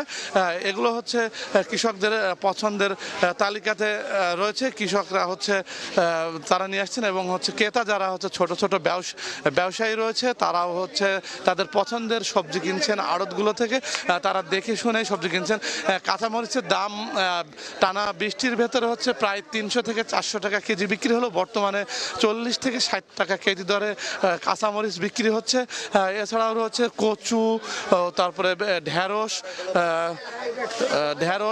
সহ বিভিন্ন ধরনের সবজি দেখা যাচ্ছে। আড়তগুলোতেও হচ্ছে কৃষক এবং হচ্ছে ব্যবসায়ীরাও ভিড় করছেন। তারা হচ্ছে তাদের পছন্দের হচ্ছে সবজি কিনছেন হচ্ছে বাজারের বিভিন্ন আড়ত থেকে। সেগুলো তারা সংগ্রহ করে খুচরো এবং হচ্ছে যারা হচ্ছে গ্রামে ব্যবসায়ী আছে পড়ে তারাও হচ্ছে কিনে নিয়ে যাচ্ছেন এই চুয়াডাঙ্গা বড় বাজার থেকে সবজি। কাঁচকলারও হচ্ছে অনেকটাই হচ্ছে বেশি দেখা যাচ্ছে বাজারে। ক্রেতারা হচ্ছে তাদের পছন্দ করেই হচ্ছে সবজি কিনছেন। সবজি শসা হচ্ছে দেশের হচ্ছে অন্য প্রান্ত থেকে আসছে, যেগুলো হচ্ছে বৃষ্টির কারণে হচ্ছে চুয়াডাঙ্গাতে নষ্ট হয়েছে, যার ফলে হচ্ছে শসা হচ্ছে ট্রাক যোগে হচ্ছে বাইরে থেকে আসছেন। হচ্ছে শসা সহ বিভিন্ন ধরনের হচ্ছে যে সবজিগুলো হচ্ছে বৃষ্টির প্রভাবে চুয়াডাঙ্গাতে ক্ষতিগ্রস্ত হয়েছে, সেগুলো হচ্ছে বগুড়া সহ দেশের বিভিন্ন প্রান্ত থেকে আসছেন। সেগুলো হচ্ছে কিনছেন ক্রেতারা। হচ্ছে টমেটো হচ্ছে নতুন সবজি হওয়ায় হচ্ছে ক্রেতারা কিনছেন। এই ছিল চুয়াডাঙ্গা থেকে সবজির বাজারের সর্বশেষ। সরাসরি যুক্ত ছিলাম চুয়াডাঙ্গায়। রাস্তার উন্নয়নের ফলে 100 বছরের গাছ কাটা হলেও এখনও সে ক্ষতিপূরণে হয়নি কার্যকর পদক্ষেপ। মেহেরপুর কুষ্টিয়া সড়কের 58 কিলোমিটার রাস্তা প্রশস্তকরণের কাজ শেষ হলেও লাগানো হয়নি রাস্তার দুপাশের গাছ। অথচ গাছ লাগাতে বরাদ্দ ছিল 38 লাখ টাকা। পরিবেশবিদরা বলছেন গাছ কর্তনে পরিবেশের যে ভারসাম্য বিঘ্ন হয়েছে তা গাছ লাগিয়ে পূরণ করতে হবে। সড়ক ও জলপথ বিভাগ বলছে টেন্ডার বাতিল করে পুনরায় টেন্ডার আহ্বানের প্রক্রিয়া চলমান। ফয়সাল হোসেনের ছবিতে বেনিয়ামিনের রিপোর্ট। নিজ উদ্যোগে সড়কের পাশে গাছ লাগিয়ে পরিচর্যায় ব্যস্ত সিদ্দিক আলী। পথচারী ও সাধারণ মানুষের উপকারের উদ্দেশ্যে তার এই প্রচেষ্টা। 2023 সালে সড়ক প্রশস্তকরণ ও উন্নয়নের কাজে একসময়ের শতবর্ষী গাছগুলো কাটা হলেও নতুন করে লাগানো হয়নি গাছ। 38,82,000 মূল্যে 71,000 নতুন গাছ রোপণের টেন্ডার হলেও বাস্তবে তার কোনো অস্তিত্ব নেই। স্থানীয়দের মতে নামমাত্র কিছু গাছ লাগানো হলেও তা ছিল একেবারেই নিম্নমানের। গাছগুলো পরিচর্যায় নেওয়া হয়নি কোনো উদ্যোগ। অথচ একসময় এই সড়কে দৃষ্টিনন্দন পরিবেশ নিয়ে দাঁড়িয়ে থাকতো বড় বড় গাছ। দ্রুত সড়কের গাছ লাগানোর পদক্ষেপের দাবি এলাকাবাসীর। যে কোনো গ্রামগঞ্জে কি ঘরে বসতে হবে, তাছাড়া রাস্তার পাশে বসার মতন কোনো গাছপালা নেই। 30 বছর ধরে এই রাস্তায় চলাফেরা করছি, এই রাস্তা দিনে দিনে বড় হয়েছে, কিন্তু 150 বছরের যে গাছগুলা ছিল এই গাছগুলো আজকে আর নেই। এটাই ব্যাড লাগ। সরকারের প্রতি অনুরোধ রইল রাস্তার চারি সাইড দিয়ে আবার ফের নতুন করে গাছ লাগানো হোক। আমাদের অনেক কষ্ট হয় যে তো রোদে আসে একটু ছায়াতে যাবো, আমাদের অনেক কষ্ট লাগে যে গাছ থাকলে ভালো হতো, তো গাছটা কাটলো কেন? একবার চিকন গাছ দিছিল, সে গাছুন তো হয়নি। এখানে কয়েকটা গাছ আমি নিজে হাতে তৈরি করেছি গাছুনকে, একবারে চিকন চর্চা করেছি, গাছুন যত্ন করেছি। চলতি অর্থ বছরের মেয়াদে গাছ না লাগানোই ক্ষোভ জানিয়ে দ্রুত গাছ লাগিয়ে ক্ষতিপূরণের দাবি পরিবেশবিদদের। ইতিমধ্যে গাছ না লাগানোর অপরাধে বিসমিল্লাহ বর্ষণ অ্যান্ড কোং নামের ঠিকাদারি প্রতিষ্ঠানকে জরিমানা করে নতুন গাছ লাগানোর পরিকল্পনার কথা জানায় সড়ক ও জনপথ বিভাগ।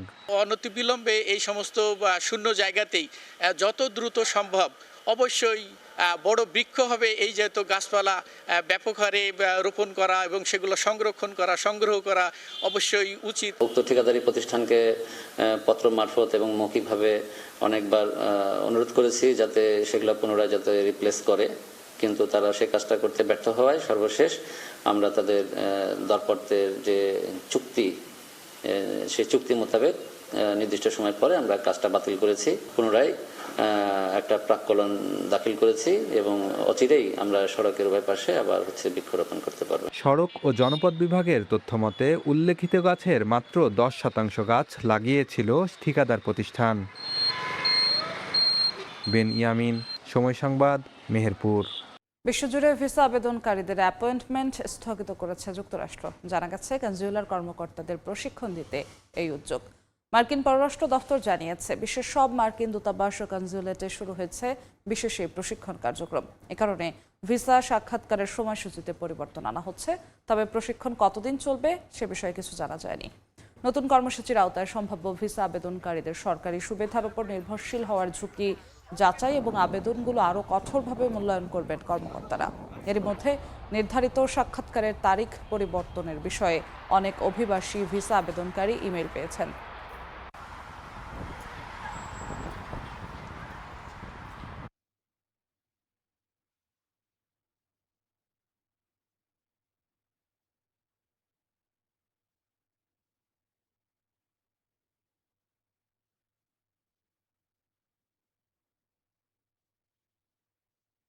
ইরানের উপর যুক্তরাষ্ট্রের নতুন নিষেধাজ্ঞা ঘিরে উত্তেজনা চলছে। তেহরান বলছে অর্থনৈতিক চাপ দিয়ে যুক্তরাষ্ট্র কোনো লক্ষ্য অর্জন করতে পারবে না। নিষেধাজ্ঞার পক্ষে অবস্থান নিয়ে ইসরায়েলের প্রধানমন্ত্রী বেনিয়ামিন নেতানিয়াহু যুক্তরাষ্ট্রের প্রশংসা করেছেন। এদিকে মার্কিন প্রেসিডেন্ট ডোনাল্ড ট্রাম্প বলেছেন যুদ্ধ বন্ধে তেহরানের সঙ্গে আলোচনার ক্ষেত্রে তাড়াহুড়ো করছেন না তিনি। অন্যদিকে হরমুজ প্রণালীর নিয়ন্ত্রণ ও যুদ্ধ বন্ধে মধ্যস্থতার চেষ্টায় চলছে নানা তৎপরতা।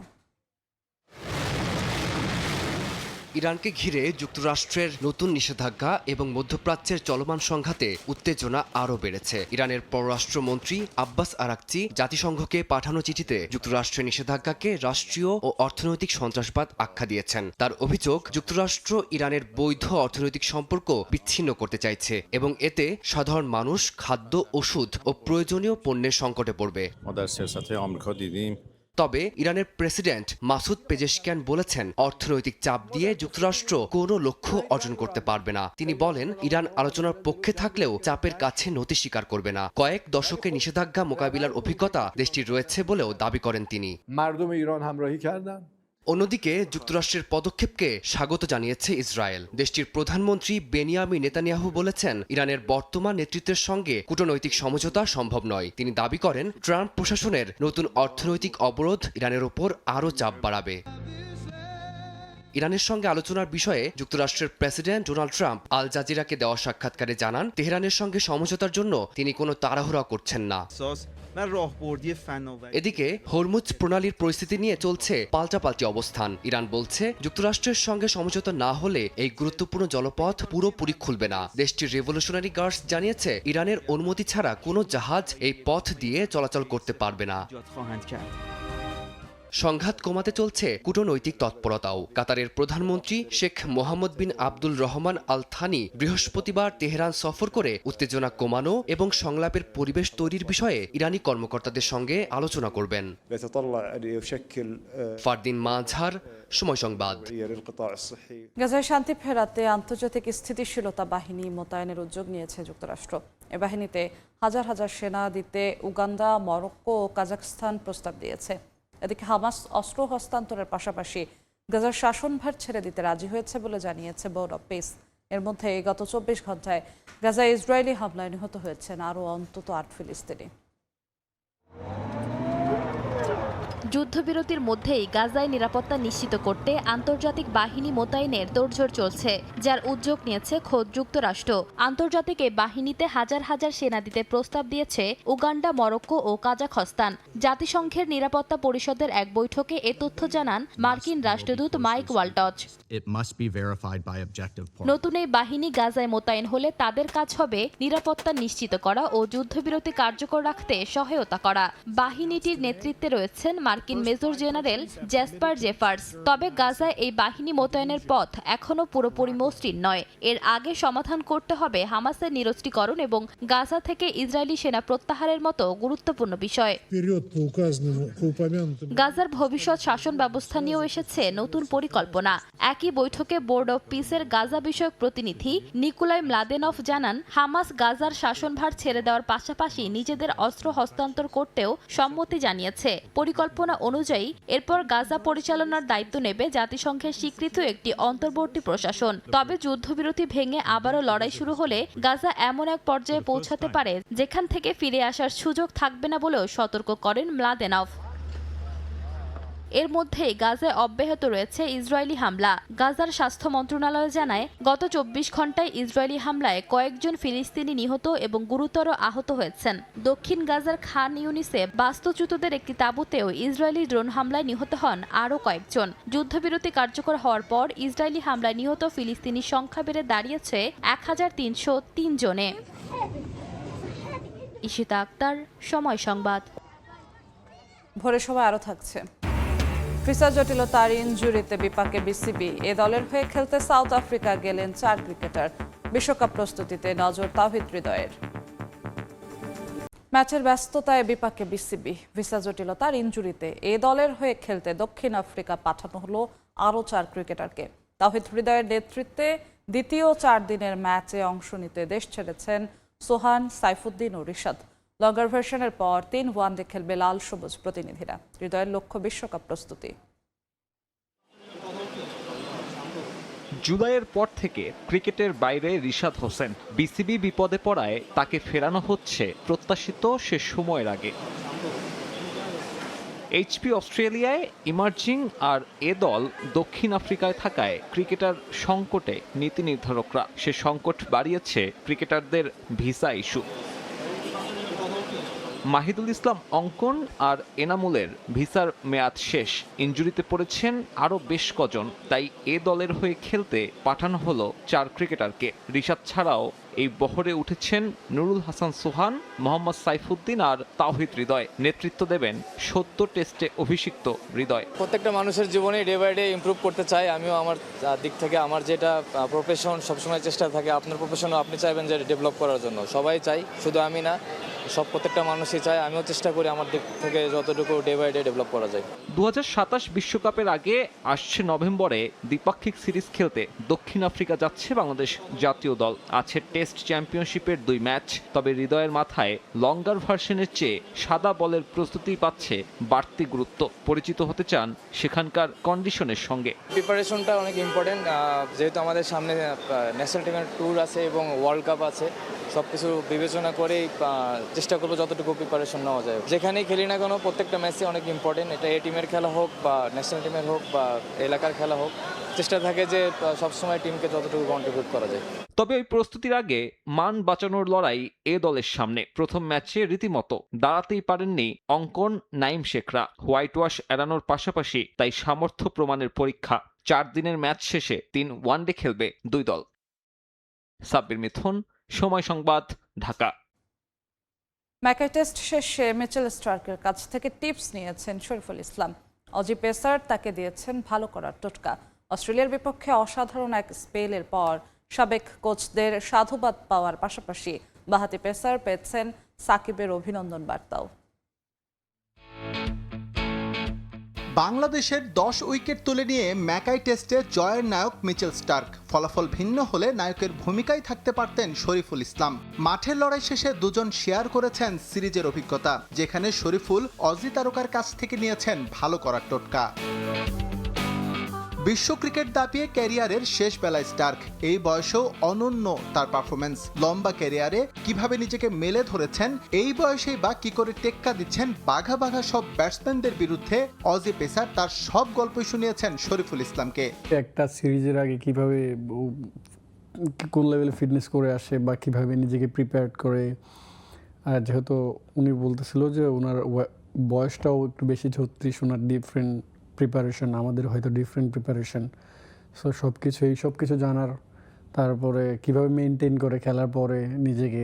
ম্যাকায় বাকিরা ফ্লপ হলেও শরীফুল ছিলেন স্রোতের উল্টো পথে। অস্ট্রেলিয়ার ভোগান্তির একমাত্র কারণ হয়ে উঠেছিলেন তিনি। পারফেক্ট লাইন আর লেংথে সাদা পোশাকে দেশের বাইরে সেরা স্পেল এখন এই পেসারের দখলে। এমন কৃতিত্বের পর সাবেক কোচ আর সাকিবের অভিনন্দন বার্তায় সিক্ত হয়েছেন শরীফুল। আগে যারা কোচ ছিলেন তাদের সাথে কথা হয়েছে, এবং কি সাকিব ভাই আমাকে টেক্সট করছিলেন, বলছে ওয়েল ডান, কংগ্রাচুলেশন। ইনজুরি থেকে ফিরেই এমন একটা স্পেল সহজ কথা নয়। সামনে আরও ব্যস্ত সময় আসছে বাংলাদেশের, সেখানে ফুল ফিট শরীফুল আর তার বিধ্বংসী রূপ দেখতে চায় টিম ম্যানেজমেন্ট। এই বাঁহাতি পেসারও মুখিয়ে তার প্রতি রাখা আস্থার প্রতিদান শতভাগ উজাড় করে দিতে। আমি যখন যেখানেই খেলি আমি আমার 100% দেওয়ার চেষ্টা করি, সেটা দেশের মাটিতে হোক বা বাইরের কন্ডিশনে, এবং কি টিম যেটা ডিমান্ড করে বা টিম যেটা ডিপেন্ড করে, লাইক কম্বিনেশন। যদি কম্বিনেশনে অনেক সময় দেখা যায় কম্বিনেশনের কারণে একটু বাইরে থাকতে হয়, বাট আমি স্টিল রেডি থাকি এনি টাইম, কেন আমি রেডি থাকি সবসময় খেলার জন্য। সো ইনশাল্লাহ আবার যখন খেলার সুযোগ পাওয়ার চেষ্টা করবো, দেশে হোক বা দেশের বাইরে, নিজের সেরাটাই দেওয়ার চেষ্টা করবো। অপ্রত্যাশিতভাবে টেস্ট আগেই শেষ হয়ে যাওয়ায় এখন অবসর। দ্রুতই প্রস্তুতি নিতে হবে পরবর্তী অ্যাসাইনমেন্টের। তার আগে ছুটি উপভোগ করে আরও শানিত হয়ে ওঠার লক্ষ্য লাল সবুজ পেসারের। এস এম ইকবাল, সময় সংবাদ। অস্ট্রেলিয়ার সফলতার পেছনে আছে চমৎকার এক ক্রিকেট কাঠামো। সিডনি অলিম্পিক পার্কের ক্রিকেট সেন্ট্রাল থেকে উঠে এসেছেন অজিদের মহাতারকারা। ম্যাকাই টেস্ট 1.5 দিনে শেষ করে এখানে অনুশীলনে চলে আসেন জস হ্যাজেলউড, নাথান লায়নরা। এখানেই কোচিং করাচ্ছেন টাইগারদের সাবেক গুরু চান্ডিকা হাতুরে সিংহে ও নারী দলের সাবেক অধিনায়ক জাহানারা আলম। সিডনি থেকে অজিদের আধিপত্যের পেছনের গল্পটা জানাচ্ছেন তারেক হাসান শিমুল।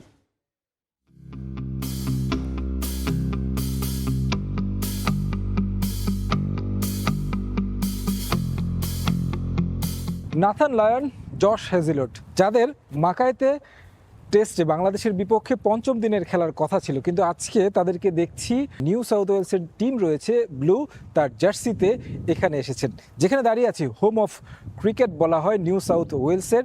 এটাকে আন্তর্জাতিক ক্রিকেট কিংবা অস্ট্রেলিয়ার ক্রিকেটে সবচেয়ে হাইটেক একটা এক্সিলেন্স সেন্টার কিংবা একাডেমি বললে কোনো অংশেই ভুল হবে না। বিশ্বে এ ধরনের এক্সিলেন্স সেন্টার হয়তোবা খুব কমই রয়েছে। অস্ট্রেলিয়া দল কেন এত ভালো ক্রিকেট খেলে এবং তার পেছনের রহস্যটা আসলে কি? পেছনের রহস্য হচ্ছে এই ধরনের ফ্যাসিলিটি, যেখানে ক্রিকেটাররা সব ধরনের সুযোগ সুবিধা পান। সেটা ডাটা সেন্টার থেকে শুরু করে বায়োমেকানিক, ফিটনেস, কিভাবে ওয়ার্কলোড ম্যানেজমেন্ট করতে হবে, একটা ক্রিকেটার কিভাবে ইনজুরি থেকে দ্রুত সেরে উঠতে পারবে কিংবা কম ইনজুরিতে পড়েন, সেই জিনিসগুলোকে তারা অ্যানালাইসিস করেন। প্রত্যেকটা ক্রিকেটারের, সেটা national cricketer, international cricketer, age level কিংবা ফার্স্ট ক্লাস ক্রিকেটার রয়েছেন, সবার কিন্তু ডাটা কিন্তু তাদের এই ডাটা সেন্টারে এখানে রাখা হয়েছে। এখানে নেট ফ্যাসিলিটি প্রায় 60 আপ নেট রয়েছে। উইকেটের কথাটা একটু বিশেষ করে বলতে চাই। অস্ট্রেলিয়া টিম আসলে ওয়ার্ল্ডের যে কোনো জায়গায় গেলে কেন পারফর্ম করে, কেন ভালো খেলে, তার মূল কারণটা হচ্ছে এখানে সব ধরনের উইকেট পাবেন। সব ধরনের বলতে পেস, স্পিন পাবেন।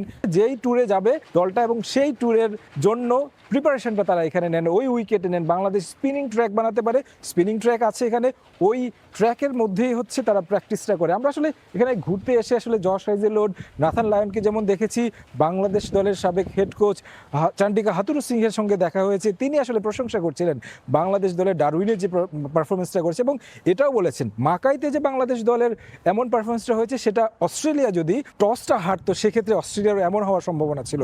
বাংলাদেশ দলের নারী ক্রিকেট দলের সাবেক অধিনায়ক জাহানারা আলমের সঙ্গে দেখা হয়েছে, তিনি কাজ করছেন এখানে, কোচিং করাচ্ছেন, ক্রিকেট খেলছেন। এই সেন্টারে যেই সুযোগ সুবিধাগুলো রয়েছে তিনি আমাদের কাছে বলছিলেন। যারা আমার সারাউন্ডিংয়ে আছে তারা সবাই খুবই সাপোর্টিভ এবং ভেরি হাম্বল পারসন। তারা কখনোই ছোট করে কথা বলে না এবং তারা সব কিছুতে রেসপেক্ট দিয়ে কথা বলে। তো যখনই বাংলাদেশ ভালো করছে তারা অবশ্যই আরও ভালোভাবে আমাকে চেয়ার আপ করেছে। আমার কাজই ছিল আগে স্কোর দেখা, যে একটা ব্রেক টাইম 5 মিনিটের চলছে, তাড়াতাড়ি ফোনটা নিয়ে গুগল করে আচ্ছা ওকে লাইভ আপডেট আছে, ওকে ফাইন, বাংলাদেশ সেটা করেছে।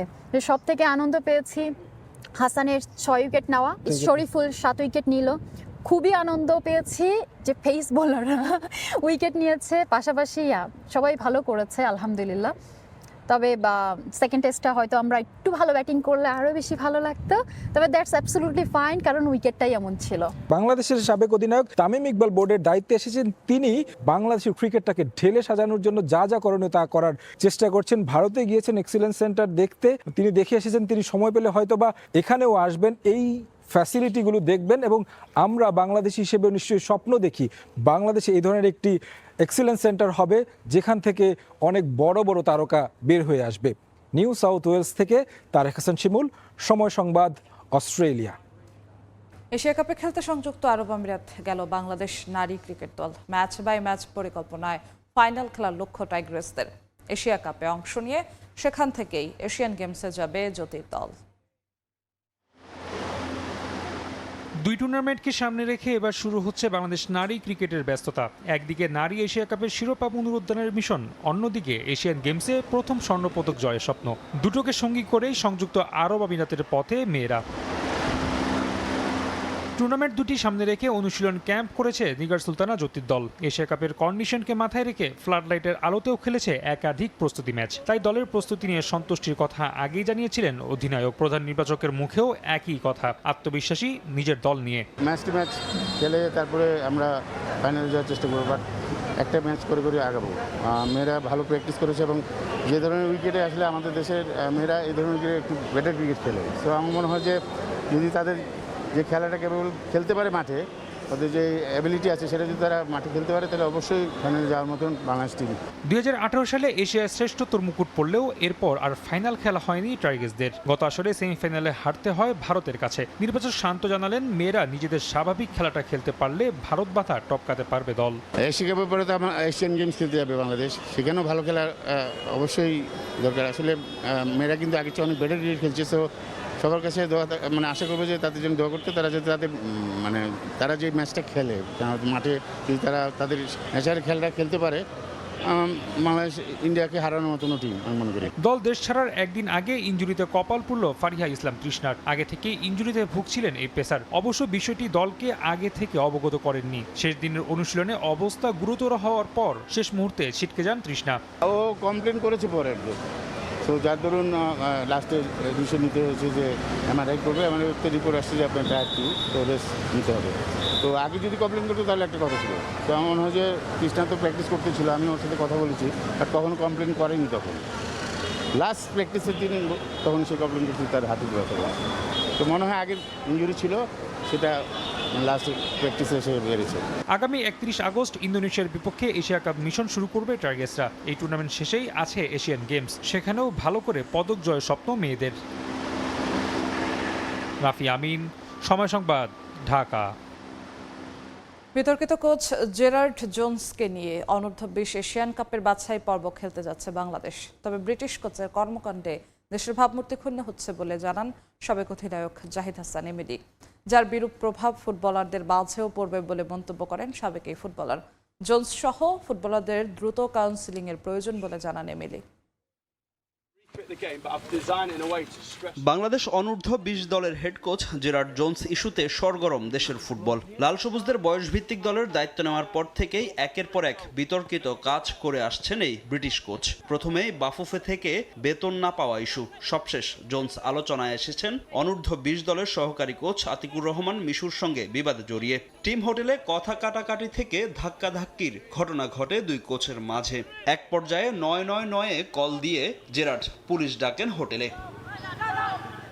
পরে সামাজিক যোগাযোগ মাধ্যমে এসে কর্মক্ষেত্রে শারীরিক হামলার শিকার হয়েছেন বলে দাবি করে নিজের নিরাপত্তার কথা জানান জোন্স। কোচের এমন কর্মকাণ্ডে বিব্রত বাফুফে। আনুষ্ঠানিকভাবে কোচের এই ইস্যুতে মুখ না খুললেও বাফুফের বিভিন্ন সূত্রের খবর তাকে নিয়ে উজবেকিস্তান যাচ্ছে অনূর্ধ্ব 20 দল। দলে থাকলে ভবিষ্যতে এই কোচ আরও বিতর্কিত কর্মকাণ্ড ঘটাবেন বলে আশঙ্কা জাতীয় দলের সাবেক অধিনায়ক জাহিদ হাসান এমিলির। বাফুফেকে দ্রুতই এই বিষয়ে ব্যবস্থা নেওয়ার পরামর্শ দিয়েছেন সাবেক এই ফুটবলার। উনি কিন্তু একজন প্রফেশনাল কোচ, তো ওই জায়গা থেকে ওই দায়িত্ব থেকে আসলে এই ধরনের কাজ করাটা কতটা যুক্তিযুক্ত সেটা হয়তো তার সাথে কথা বলে আমার কাছে মনে হয় যে এটা ক্লিয়ারিফাই করা উচিত বাংলাদেশ ফুটবল ফেডারেশনের, বিকজ সে কিন্তু আমাদের ফুটবলে একটা বড় ইমেজ নষ্ট করছে।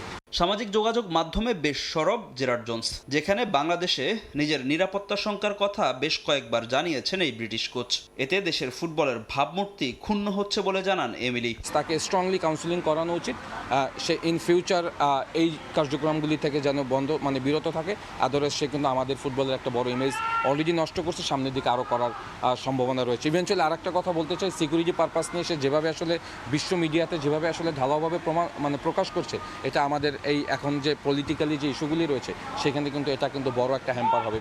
অনূর্ধ্ব 20 দলের ক্যাম্পে রয়েছেন অ্যাডাম আব্বাস, জিদান ইউসুফের মতো ফুটবলাররা। জোন্সের এসব বিতর্কিত কর্মকাণ্ডের বিরূপ প্রভাব পড়তে পারে বিদেশের মাটিতে বেড়ে ওঠা এসব ফুটবলারদের মাঝে। যারা নতুন অ্যাডাম আব্বাসের মতো এত ভালো প্লেয়াররা যত এইগুলি ফেস করে, তখন কিন্তু তাদের ভিতরে একটা কনফিউশন তৈরি হবে ডেফিনেটলি।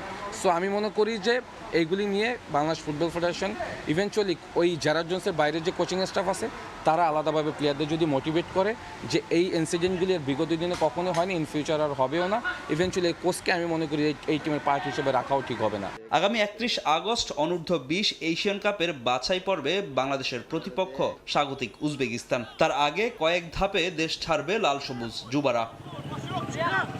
ফাহিম ইসলাম, সময় সংবাদ, ঢাকা। এশিয়ান গেমসের লং লিস্টের বাইরে থাকা খেলোয়াড় ও টিম অফিসিয়ালদের নাম পরিবর্তনের আর সুযোগ নেই।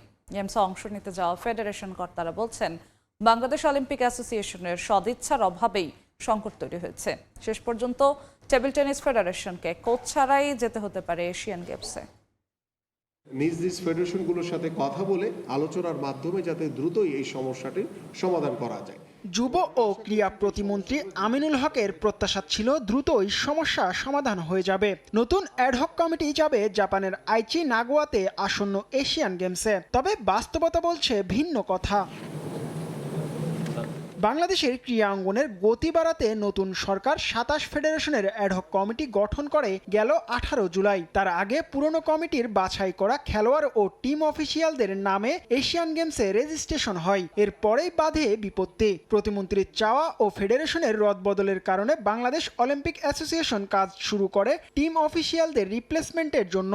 আমরা একবারের জায়গায় 3 বার পাঠিয়েছি। লাস্ট যেই শব্দটা ওরা ব্যবহার করে আমাদেরকে পাঠিয়েছে সেটার মধ্যে লিখেছে, যদি কোনো খেলোয়াড় অফিসিয়াল না, যদি কোনো খেলোয়াড় মরে যায় তাহলে তার রিপ্লেসড হবে। তার মানে কি, তারা পিসড অফ। তোমাদেরকে বারবার একটা জিনিস আমরা লিখতেছি, তোমরা পাঠাচ্ছ, আমরা লিখতেছি, তোমরা কি আমাদের কথাটা বুঝতে পারতেছো না?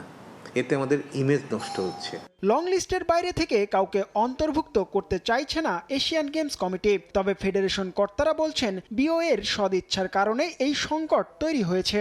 অলিম্পিক ইচ্ছা করলে পারে বাংলাদেশ অলিম্পিক অ্যাসোসিয়েশনের মহাসচিব এবং মেজর ইমরুল সাহেব ইচ্ছা করলে পারে এই ব্যাপারটার সমাধান করতে পারতেন। আমি আমার ফেডারেশনের ফাইল ঘেটে দেখলাম যে আমাদের ফেডারেশনের লং লিস্টে যাদের নাম ছিল এবং পরবর্তীতে শর্ট লিস্টেও যে নামটা ছিল, ওনারা কিন্তু সেখান থেকে অফিসিয়াল বিগত কমিটির সময় চেঞ্জ করেছিলেন এমন একজনকে যিনি লং লিস্টেও নাই শর্ট লিস্টেও নাই। এই সংকটের মাঝে সবচেয়ে বেশি বিপাকে টেবিল টেনিস ফেডারেশন। পুরনো কমিটি যে কোচের নামে এশিয়ান গেমসে রেজিস্ট্রেশন করেছে তার সঙ্গে নতুন অ্যাডহক কমিটি চুক্তি বাতিল করায় কোচ ছাড়াই টুর্নামেন্টে দল পাঠাতে হতে পারে ফেডারেশনকে। আমাদের কোনো অল্টারনেটিভ নাই, বিকজ বিদেশি কোচ তো নাই। নতুন তারা বলতে চাচ্ছে নতুনকে ইনক্লুড করা যাবে না। তো নতুন যদি ইনক্লুড না তাহলে আমরা কোন কোচ দিব? আমাদের তো কোচ দেওয়ার কোনো সুযোগ নাই নতুন করে। ওনারা যদি রিপ্লেসমেন্টটা করতে পারে তাহলেই আমাদের টিমটা ফুল যাবে, খেলোয়াড় প্লাস অফিসিয়াল। টিটি ফেডারেশনের মতো অন্যদের অফিসিয়ালের সমস্যা হলে বিকল্প পথ বাতলে দিয়েছেন বাংলাদেশ অলিম্পিক অ্যাসোসিয়েশনের মহাসচিব জোবায়েদুর রহমান রানা। কারাটে আপনারাও ট্রাই করেন, আপনাদের যে ইন্টারন্যাশনাল বডি আছে ওরা ওকে একটা ক্রিয়েশন দিয়ে দিয়েছে, আমি জানি সেটা টেকনিক্যাল একটা ক্রিয়েশন কার্ড দিয়ে দিয়েছে। এতে কি হলো, সে ওখানে যেতে পারতেছে, যাওয়ার পরে সে কিন্তু তার টিমের সাথে কাজ করতে পারবে। অনেকে ভিসার জন্য অ্যাপ্লাই করেছে, আমরা তাদেরকে ভিসা পাওয়ার জন্য যত রকম যা সাহায্য সুবিধা আছে আমরা করছি। বাংলাদেশ থেকে 22 ফেডারেশনের 187 জন অ্যাথলেট এবারের এশিয়ান গেমসে অংশ নেবে। জিহাদ আল হাসান, সময় সংবাদ, ঢাকা।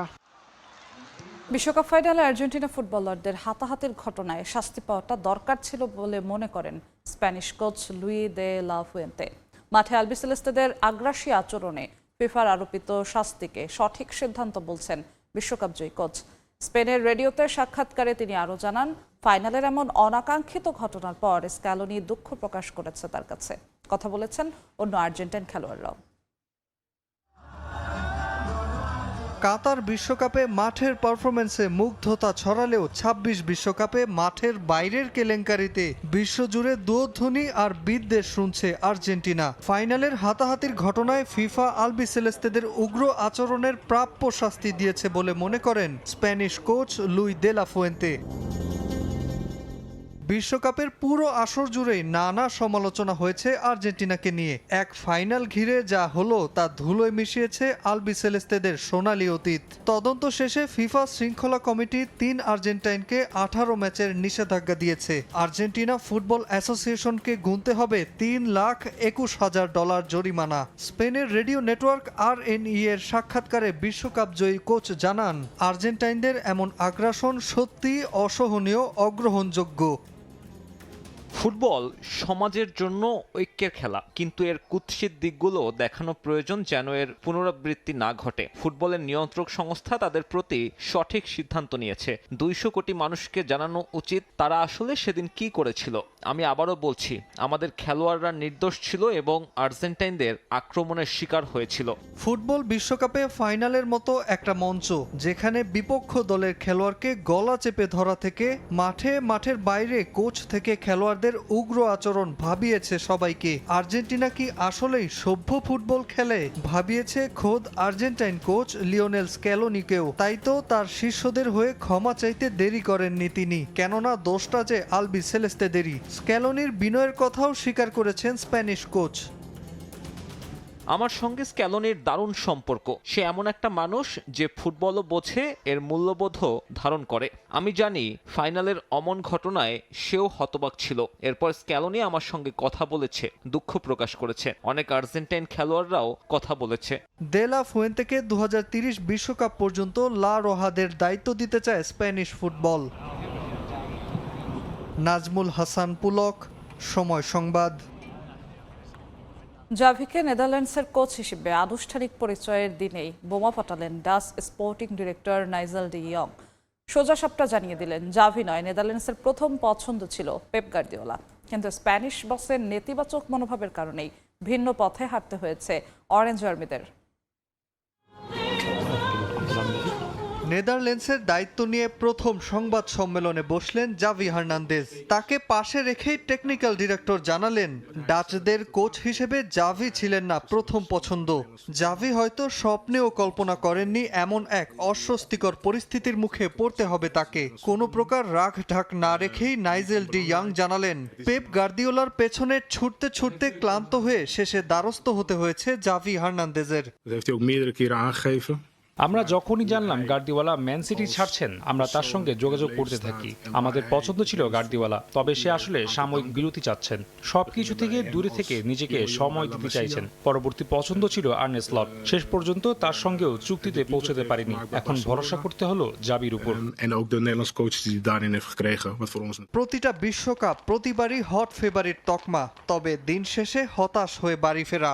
নেদারল্যান্ডসের সামর্থ্য আর বিশ্বকাপ সমীকরণ এ যেন এক গোলক ধাঁধা। আর সেই অঙ্কের সমাধান নিয়ে ডাচদের ডাগ আউটে হাজির বিশ্বকাপজয়ী কিংবদন্তি ফুটবলার জাভি হার্নান্দেজ। কোচের দায়িত্ব পেয়ে নেদারল্যান্ডসের সঙ্গে ইতোমধ্যে কাজ শুরু করে দিয়েছেন স্প্যানিশ এই মিডফিল্ডার। 2030 বিশ্বকাপ পর্যন্ত ডাচরা শিখবেন তার কাছ থেকেই। বুক চওড়া করে সংবাদ সম্মেলনে বললেন, ডাচদের শেখাবেন কি করে প্রতিপক্ষকে ঘায়েল করে ম্যাচ জিততে হয়। প্রথম অ্যাসাইনমেন্টে নামার আগে জানালেন তার পরিকল্পনা। ডাচদের ফুটবল দর্শন নিয়ে আমার বেশ হোমওয়ার্ক করা আছে। খেলোয়াড় ও কোচিং জীবনে আমার যত অভিজ্ঞতা সবটা আমি নেদারল্যান্ডস কোচ হিসেবে উজাড় করে দিতে চাই। আমি আগেই বলেছি, আমি শেখাবো অ্যাটাকিং ফুটবল। বল যখন পায়ে থাকবে কি করে বেশিক্ষণ নিয়ন্ত্রণ ধরে রাখতে হয়। আমার দলের বল পজিশনিং কম থাকাটা আমি পছন্দ করি না, এটাই আমার দর্শন। ঠান্ডা মাথায় ম্যাচ খেলা কতটা গুরুত্বপূর্ণ সেটি ভালো করেই জানেন জাভি হার্নান্দেজ। সে দীক্ষাই দিতে চান ডাচদেরও, শেখাতে চান ম্যাচ জেতার সকল ট্যাকটিক্স। ডাচদের এই প্রজন্মের উপর বিশ্বাস আছে। ওদের মাঝে বেশ কিছু প্রতিভা দেখেছি। আমরা প্রতিটা চ্যালেঞ্জকে মোকাবেলা করতে চাই, মাঠে খেলাটাকে উপভোগ করে ম্যাচ জিততে চাই। আমি প্রস্তুত দলটাকে এগিয়ে নিতে। ছোটবেলায় আমি নেদারল্যান্ডসের খেলা দেখতাম। এই দেশ সবসময় ভালো ফুটবল খেলে, সেই ধারা এক ধাপ এগিয়ে নিতে আমি এখানে। জাভি হার্নান্দেজ 17 বছর বার্সেলোনার হয়ে খেলেছেন, ক্লাবটির হয়ে কোচের দায়িত্বেও ছিলেন। নাজমুল হাসান পুলক, সময় সংবাদ। এ পর্যায়ে শীর্ষ সংবাদগুলো জানিয়ে দিচ্ছি আরও একবার। তিব্বত থেকে নেমে আসা পাহাড়ি ঢল ও ভূমিধসে লন্ডভন্ড নেপালের সীমান্ত এলাকা, 1.5 শতাধিক প্রাণহানি, কয়েকশো পর্যটক সহ নিখোঁজ বহু। যে কোনো সহায়তায় প্রস্তুত বাংলাদেশ। আজ বসছে ত্রয়োদশ জাতীয় সংসদের তৃতীয় অধিবেশন। উঠবে গুম, মানবাধিকার সহ 6টি বিল, জানালেন চিফ হুইপ। জুলাই সনদ সংবিধান সংশোধন ইস্যুতে জমে উঠতে পারে বিতর্ক। রাজনীতির মাঠে নতুন আলোচনা বিরোধী দলের ছায়া মন্ত্রিসভা। সরকারের কাজের জবাবদিহি এবং স্বচ্ছতা নিশ্চিতে কাঠামো তৈরির দাবি জামায়াতের। ইয়াবা প্রবেশ ঠেকাতে বড় পরিকল্পনা সরকারের। কক্সবাজারে আত্মীয়, বান্দরবানে বসছে 4টি স্থায়ী চেকপোস্ট। প্রস্তাব পুলিশ সদর দপ্তরের, মন্ত্রণালয়ের অনুমোদনের অপেক্ষা। এবং 50তম মৃত্যুবার্ষিকীতে বিদ্রোহী কবিকে স্মরণে নানা আয়োজন। লেখনী আজও পথ দেখায় সমাজকে। সৃষ্টি দর্শন ছড়িয়ে দিতে নজরুল বর্ষ পালন করছে সরকার।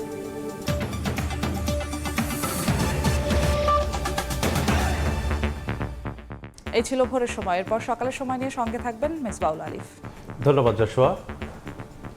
সকালের সময় নিয়ে আসছি কিছুক্ষণ পর, সঙ্গেই থাকুন সময়ের।